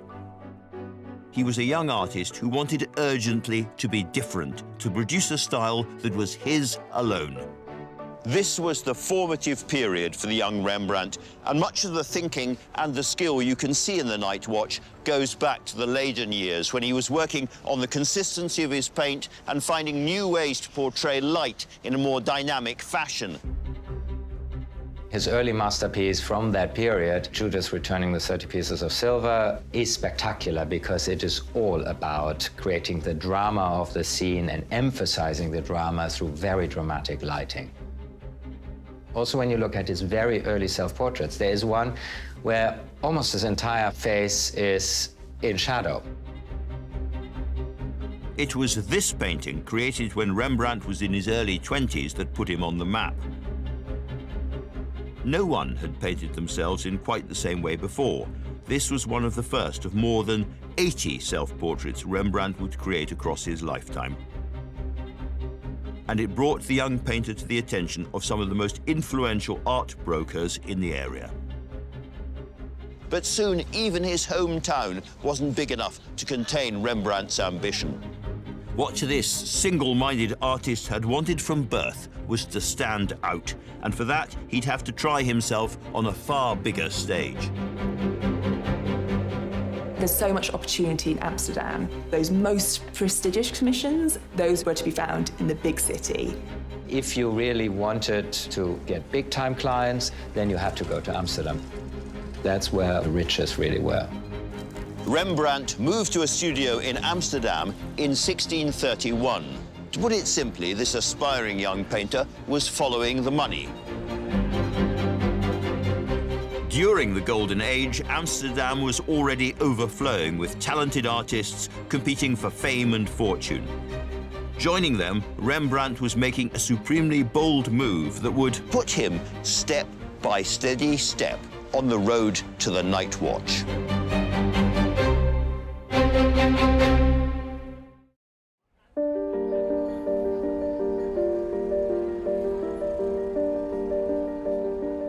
The Night Watch is one of the most famous paintings in the world, the jewel in the crown of Amsterdam's Rijksmuseum. And it's easy to see why. This is a canvas bursting with life, brimming with stories and hints of intrigue, one of which is the identity of a half-hidden face only just emerging from the shadows. Now, of the 34 different people in the picture, there is one who technically shouldn't be there at all. He's absolutely dead center, right up towards the top. A very, very distinctive snub nose, a little round, inquiring, slightly cheeky eye. It is, of course, Rembrandt himself. Like Alfred Hitchcock, he's put himself into the film, as it were. The Night Watch shows a glimpse of an artist at the exhilarating peak of his power and ambition. Just over 10 years earlier, he'd arrived in Amsterdam, desperate to make his fortune. Amsterdam would have been very exciting in the 17th century. It's loud, it's busy, it was a real metropolis. And for artists, that represented a huge opportunity. War with the Spanish Empire was over, Dutch ships crisscrossed the world, and now the city was packed with wealthy merchants eager to spend their fortunes on portraits for their brand new townhouses. Fresh in from Leyden, which itself had been besieged by the Spanish, here was a painter who could offer something new. Rembrandt kind of burst onto the scene and quite quickly got quite important commissions. He was one of the first artists to capture physical expressions across a face. He painted portraits as though he could penetrate the person and get their personality. He uses highlights so cleverly that you see that wet bit at the bottom of the eyelid, and the wrinkles around the eyes and so forth are so acutely observed. These are very impactful pieces. He breathes life into his sitters, and other artists are just not at that same level at that time. From his very first commission, it was clear that Rembrandt's work was different to everything else around him. He painted faces bathed in light and shadow, used the wrong end of his brush to scratch individual hairs into the paint, and became a master of touchably real surfaces. But most important, with a skill that would become vital to the success of the Night Watch, he depicted his sitters with a fresh immediacy. There is a kind of ruddy, earthy realism about the faces. These are actual, living, breathing, sweating people that you could have met in the streets of Amsterdam, and there is no mistaking that at all. Suddenly, this provincial miller's boy was the most popular portraitist in the city. And yet, always hungry for the next advance, Rembrandt needed more. Private commissions were fine, but he really wanted to create work on a bigger scale. He wanted to be properly noticed. I think his first major success was the Anatomy Lesson of Nicholas Tulp. That was painted in 1632, and that was a very public commission. It was a way of marketing himself. And I think people would have seen that and thought, yes, that's the man who I want to paint my portrait too. Rembrandt's first multi-portrait painting was a taste of the night watch to come, and it reveals his swelling ego. For the first time, he simply signed himself Rembrandt, audaciously assuming the same one-name celebrity label as Leonardo, Michelangelo, or Raphael. He saw himself as the rising hero of the Amsterdam art scene. What Rembrandt wanted now was a lifestyle to match. In 1634, he married the love of his life, Saskia van Uylenburg, and the glamorous young couple threw themselves into enjoying Rembrandt's good fortune. They enjoyed life. They went out, they spent, they lived a very lavish lifestyle. Rembrandt was very confident. He was spending lots of money. He was quite flash. He was very pleased that he was earning this money and saw that this was not going to end, so he could just spend it as it came. He was living the high life. Fancy clothes, luxurious meals. Rembrandt, it seemed, could shell out for anything his heart desired, including this princely three-story townhouse in the most sought-after area of the city. Now a popular Amsterdam museum, Dr. Lidewij de Koek is its director. Rembrandt bought this house in 1639, and by that time he was the most famous artist in Amsterdam, and he was very wealthy. It cost 13,000 guilders, which was a fortune in that time, and this was the most opulent and large house in the whole street. Rembrandt's spending, however, didn't stop here. Every time he finished painting, he'd pick up his wallet and head out shopping, filling his new house with curious purchases. This room is Rembrandt's art cabinet, Kunstkabinet in Dutch. And this is where he shows his ambition, he shows his extreme drive and his fascination for beautiful objects. He was something of a spenderholic, and his tastes were quite eclectic, so he buys things like armor, Venetian glass, seashells, stuffed animals and bits of coral. We don't know how much he spent. It must have been a fortune. And in his new mansion, there was one room that was more important than any other. Now, this was, of course, the largest room in the house. This is the grand studio. The light is fantastic. It's northern light, and it would have reflected beautifully into the studio. And of course, light, dark and light, chiaroscuro, very important in Rembrandt's work. The high creativity of the master painter needed to be matched with the basic haggling business of funding his lifestyle. To sell himself and win the big commissions, Rembrandt needed to look the part. This is the grand entrance hall. We call it the voorhuis, the front house. It would have been the grand entrance next to the street. And these were sort of the public areas where visitors were allowed in and where Rembrandt showed the opulence of his household, but also his success as a painter. And it would have been really set to impress. It would have helped close deals on paintings. It's most likely to have been here that in 1640, after almost a decade working in Amsterdam, Rembrandt was approached for his biggest commission yet, the Night Watch. So the Night Watch was commissioned by the Kloveniersdolen, which was the headquarter of the civic militia, and they commissioned it for their Great Hall. The civic militia were close-knit groups of citizen soldiers, a kind of dad's army standing by to protect their communities from Spanish attack. And the way their portraits were captured was a tradition unique to the 17th century. For years, they'd been painted by the most established artists of the day in a similar style, the men dressed up in their finest clothes, arranged in a simple line like a school photo or a bizarre bus queue.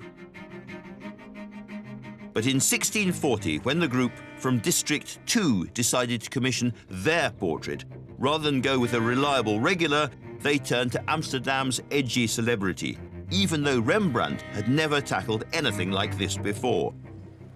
Carla Ohers is an expert in art history. They were vain men. They wanted the portraits to be done by a famous portrait painter. Rembrandt in those days was really like a superstar. So they were commissioning their group portrait with him because they wanted to have their portrait done by a famous artist. The company leader, brash enough to put his portrait into the hands of the radical young Rembrandt, was pink-faced, red-haired Captain Frans Banijay. It's a name I think every Dutch person knows because he is the main character in the Night Watch, the head of the civic militia group. He was in charge. As tradition decreed, Banijay would have wanted his expensive commission to capture his men as war heroes, even if the reality was somewhat different.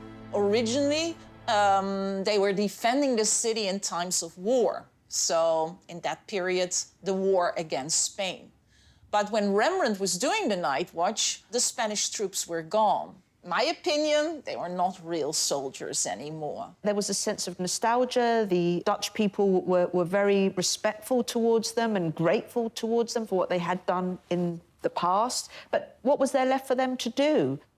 They were, in general, rich, important people. We know about them as Old Boys Network, a sort of Rotary Club or Lions Club. They were quite well known because of their, well, gatherings in which they were drinking and eating and maybe gambling and giving each other good positions within the society. They may have done more networking and drinking than fighting, but the importance of the militia was still deeply ingrained in their communities and their minds. This was a young country which had just freed itself from the Spanish Empire by fighting. But Rembrandt couldn't bring himself to copy what had come before him, even if radical reinvention would add extra difficulty to an already tricky brief.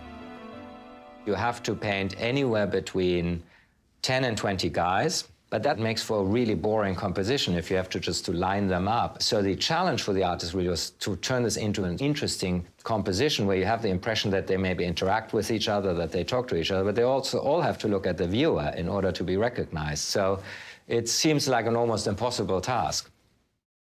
This was why most artists responded with a traditional, simple arrangement. Even then, there were added complications.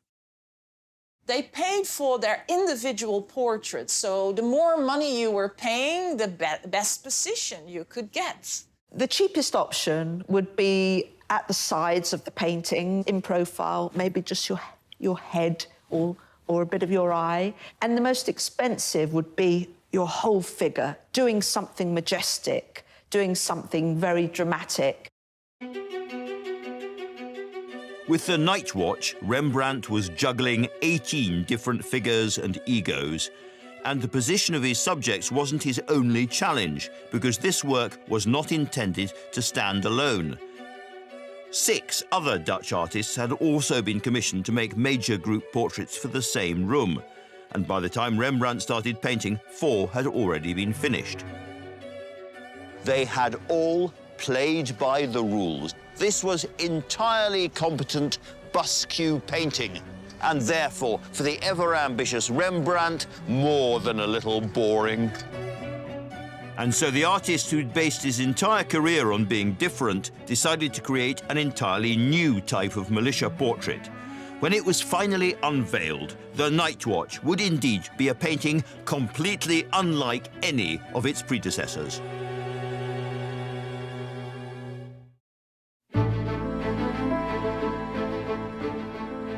In 1640, Rembrandt began work on a painting that would come to define him, The Night Watch.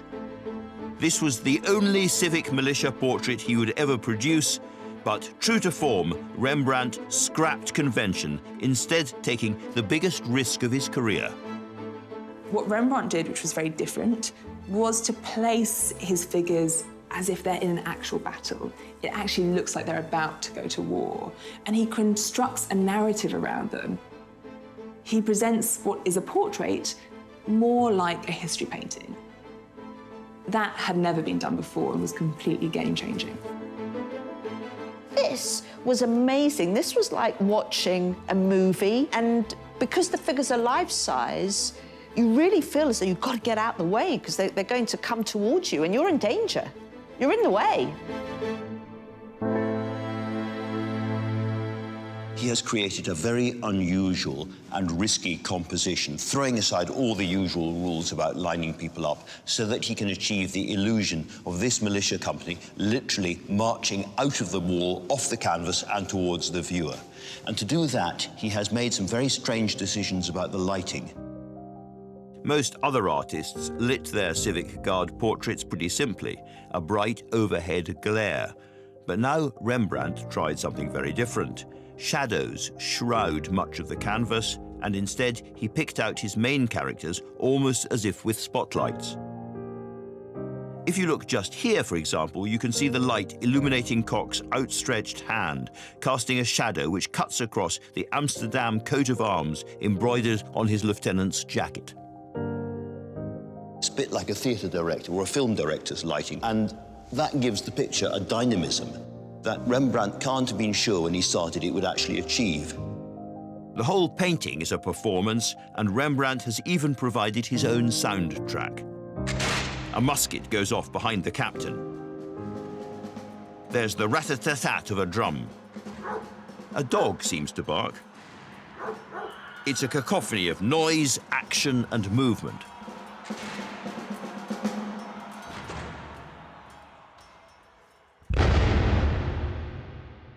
And here is the final, almost ludicrous risk that Rembrandt is taking with this picture. This is a militia. These are would-be soldiers. They are men who want to be remembered as soldiers, dangerous men, except that this must be the least dangerous, least lethal, least threatening group of so-called would-be soldiers in the history of art. They are ridiculous. One's firing his gun by mistake, all their weapons are pointing in different directions, and their mascot girl is laughing at them. Rembrandt is telling a story, but it's not the story that militia expect. It is an entirely different story. And it was one he had to tell carefully in order to tread a fine line between honour and insult. This was a far from straightforward painting to complete, and for nearly 2 years Rembrandt worked on the canvas relentlessly. In July 1642, the Night Watch was finally finished, and with great expectation installed in the militia group's guild hall. I think it's fair to say they were in for a surprise. It wasn't what they expected at all. You know, they didn't know how to react to this drama. Are they meant to laugh at it? Are they meant to be aghast at it? Are they meant to be in awe of the fact that every one of those people is captured through the expression and the personality and the stance? I think some of the sitters in the picture were quite unhappy about how they were shown because they did not get the prominence that they had expected. But it must have been admired because it was immediately put on the wall. Rembrandt was paid for it in full, and the head of the Civic Guard had several copies made for himself to have in his own home and to give to friends. The Night Watch may have been unveiled to a mixed reception, but no one could deny that this was daring, unique, bold. Rembrandt had taken a huge gamble, and he'd created something extraordinary. Everyone could see that. But now, just as Rembrandt triumphed artistically, disaster befell him at home as his beloved Saskia died. Rembrandt really loved his wife Saskia. That was a period of great melancholy for Rembrandt. He was devastated when she died. Commercial success seemed to mean so much less without Saskia to share it. A year before, she'd given birth to the couple's only surviving child, a boy they'd named Titus. And now Rembrandt faced raising his son alone. But his time of disaster wasn't over. After The Night Watch, which really represents the peak of his career, Rembrandt's career goes into something of a decline. In the decade that follows, his commissions significantly decrease. Public taste changed. People wanted a little less brown, something more fashionable, something more frivolous, what they considered to be lighter, brighter paintings. And I think Rembrandt couldn't or didn't want to keep up. For the first time in his working life, Rembrandt was out of fashion, out of commissions, and therefore, pretty soon, out of money. Rembrandt continued to spend extravagantly even after his fortunes were in decline. And eventually, in 1652, his creditors said, "That's enough, we're calling in our debts." And Rembrandt couldn't cope. Eventually, he had to sell his house and possessions at auction and was forced into bankruptcy. Rembrandt had to move from the big house he'd bought with Saskia in Amsterdam to a very rough part of town where he lived for the last 13 years of his life. The man who'd once been Amsterdam's richest painter now cowered in the city's shadiest suburb. It had only been a handful of years since he'd produced his masterpiece, but his life was now unrecognizable. It was a real fall from grace. In order to recover some of his debts, he's even forced to sell Saskia's tomb in 1664. That must have caused him great melancholy and trauma. She was the love of his life. Rembrandt's livelihood was hanging by a thread, and yet, wrinkle by wrinkle, failure by failure, he magicked disaster into triumph. The realism he'd brought to Banningcock's men now applied to his own aging features, creating what are now seen as his most moving work.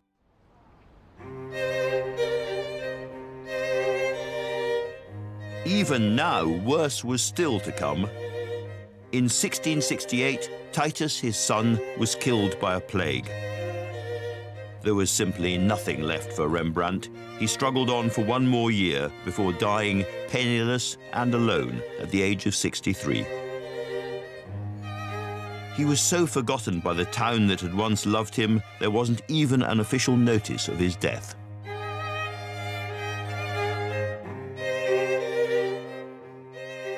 In spite of the fame Rembrandt achieved in his lifetime, he was buried in a pauper's grave. So it's an unmarked grave, and it doesn't exist today. You can't find it.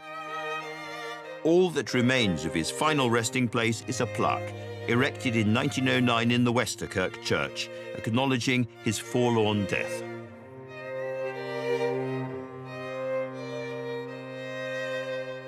It's frankly very moving to be here, to reflect on Rembrandt's own life, all the hard work, the years and years of toil, the terrible disappointments, the struggles, the disasters, the bankruptcies, and towards the end of his life, that sense of a great dark cloud hanging over everything.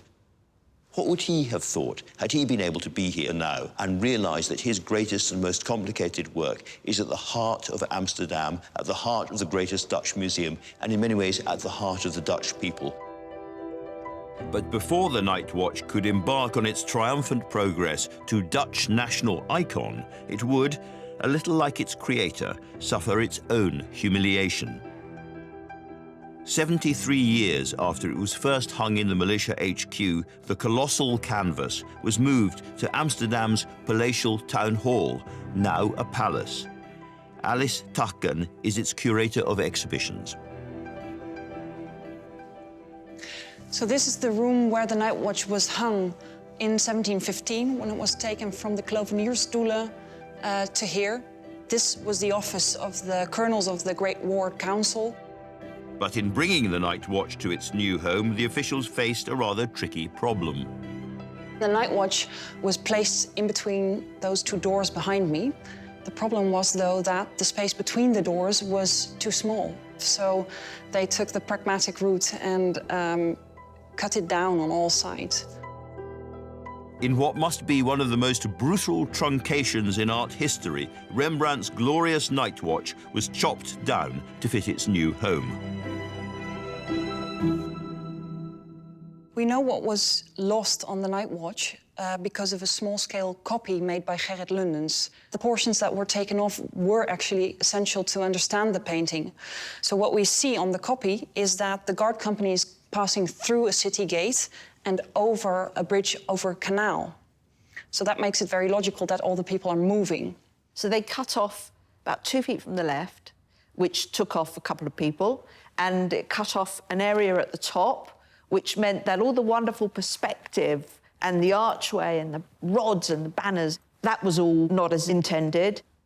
We have no idea what happened to the pieces that they cut off. They cut those pieces off because they thought they weren't that important. So in all probability, they just threw them out.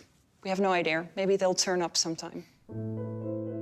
By the end of the 18th century, Rembrandt was long dead and forgotten.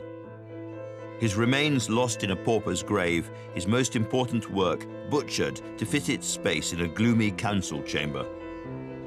It seemed this masterpiece must surely be consigned to history, and yet there's an extraordinary twist to the story still to come.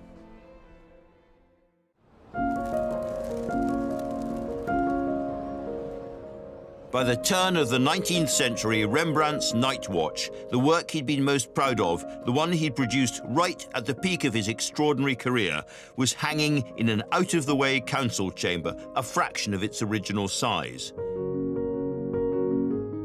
But this all-but-forgotten masterpiece had not reached the end of the road just yet.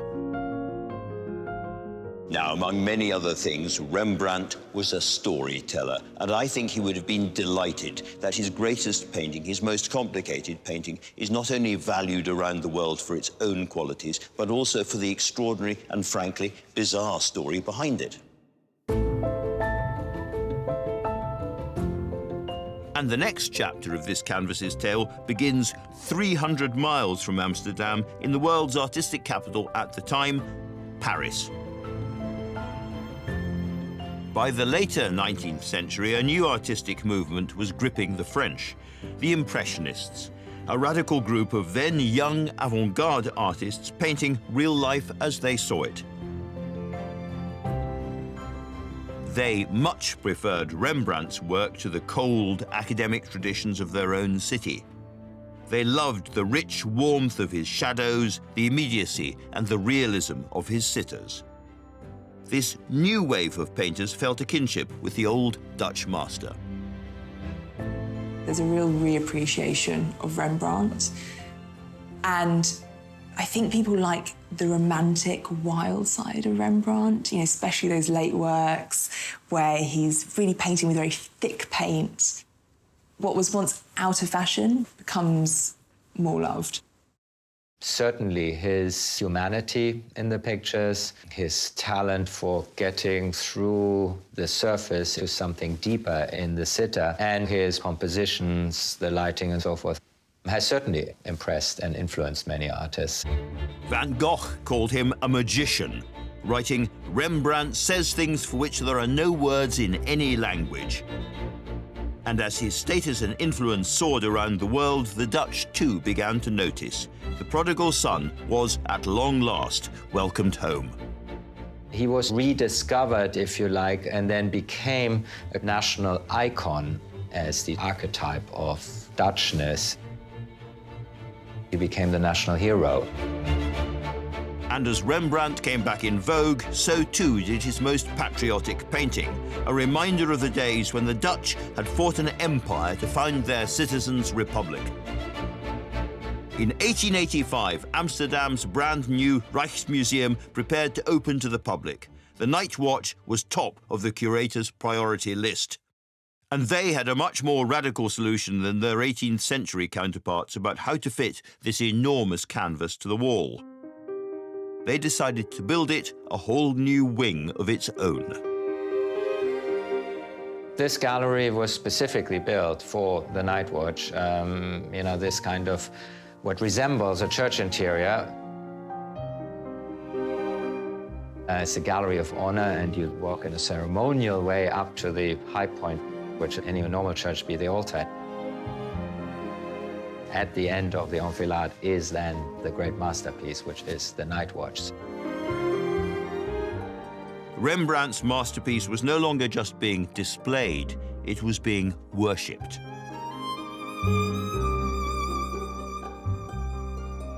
Resting in the very heart of the new National Gallery, this painting was now a national treasure.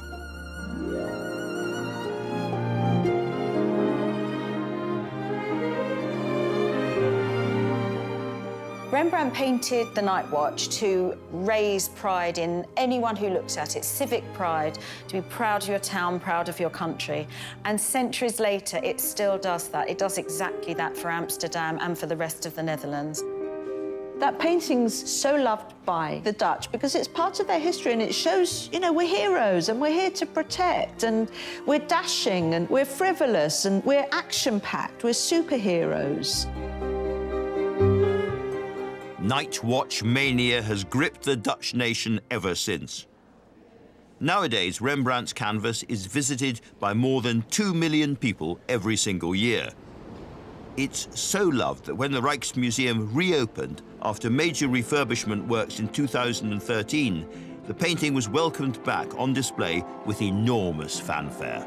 People go wild. The painting's paraded through the streets of Amsterdam. There's tremendous celebration. The Night Watch is transported in this huge wooden crate, and there's children there waving flags and people are throwing flowers, and it's almost like the World Cup final footballers have arrived home. And the extraordinary tributes to this beloved canvas haven't stopped there. To mark the museum's reopening, this group of actors in southern Holland brought the Night Watch to a shopping centre in a way that would surely have made Rembrandt chuckle.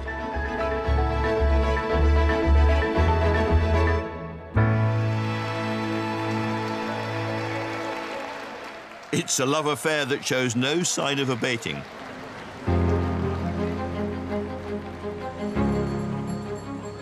It tells a story in a way that no other painting has ever done. It tells a fragment of history with action. It's crazy that a painting in the 21st century is treated with such adoration, but this is such an iconic painting, and Rembrandt is such a symbol of Holland and Amsterdam that it holds a place like no other work can. A national icon, absolutely. But for me, it's so much more. The Night Watch is a painting about perfectly ordinary people standing up to tyranny. And that's a theme that can speak for everyone. This is a picture which comes out of the Dutch experience, but it's not for the Dutch, it's for everybody. Because what does it show? It shows a group of very human humans, strutting, ridiculous, absurd. They are silly, as I am silly, as you are silly. But they're coming together for a common purpose. They're all doing their own thing in this picture, but it shows the moment just before they do one single thing, marching out into the light together. This shows what happens when a free people come together for the common good. It is therefore the greatest Republican painting ever made, a great painting of democracy and ultimately of tolerance. It shows what happens at that very moment when we stop doing our own little self-absorbed, selfish things and come together to do one big thing all together. And at that moment, the encroaching dark, which seems so scary, which surrounds them and surrounds every one of us, suddenly doesn't seem quite so frightening after all.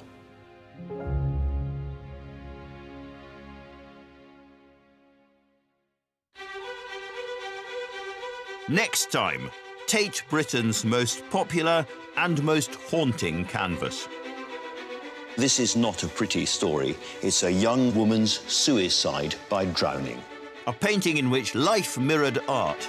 The fact that Lizzie Siddal did suffer whilst posing did inject that extra sense of realism. And that even inspired a grave robbing. He claimed that her hair had grown so much it filled the whole coffin.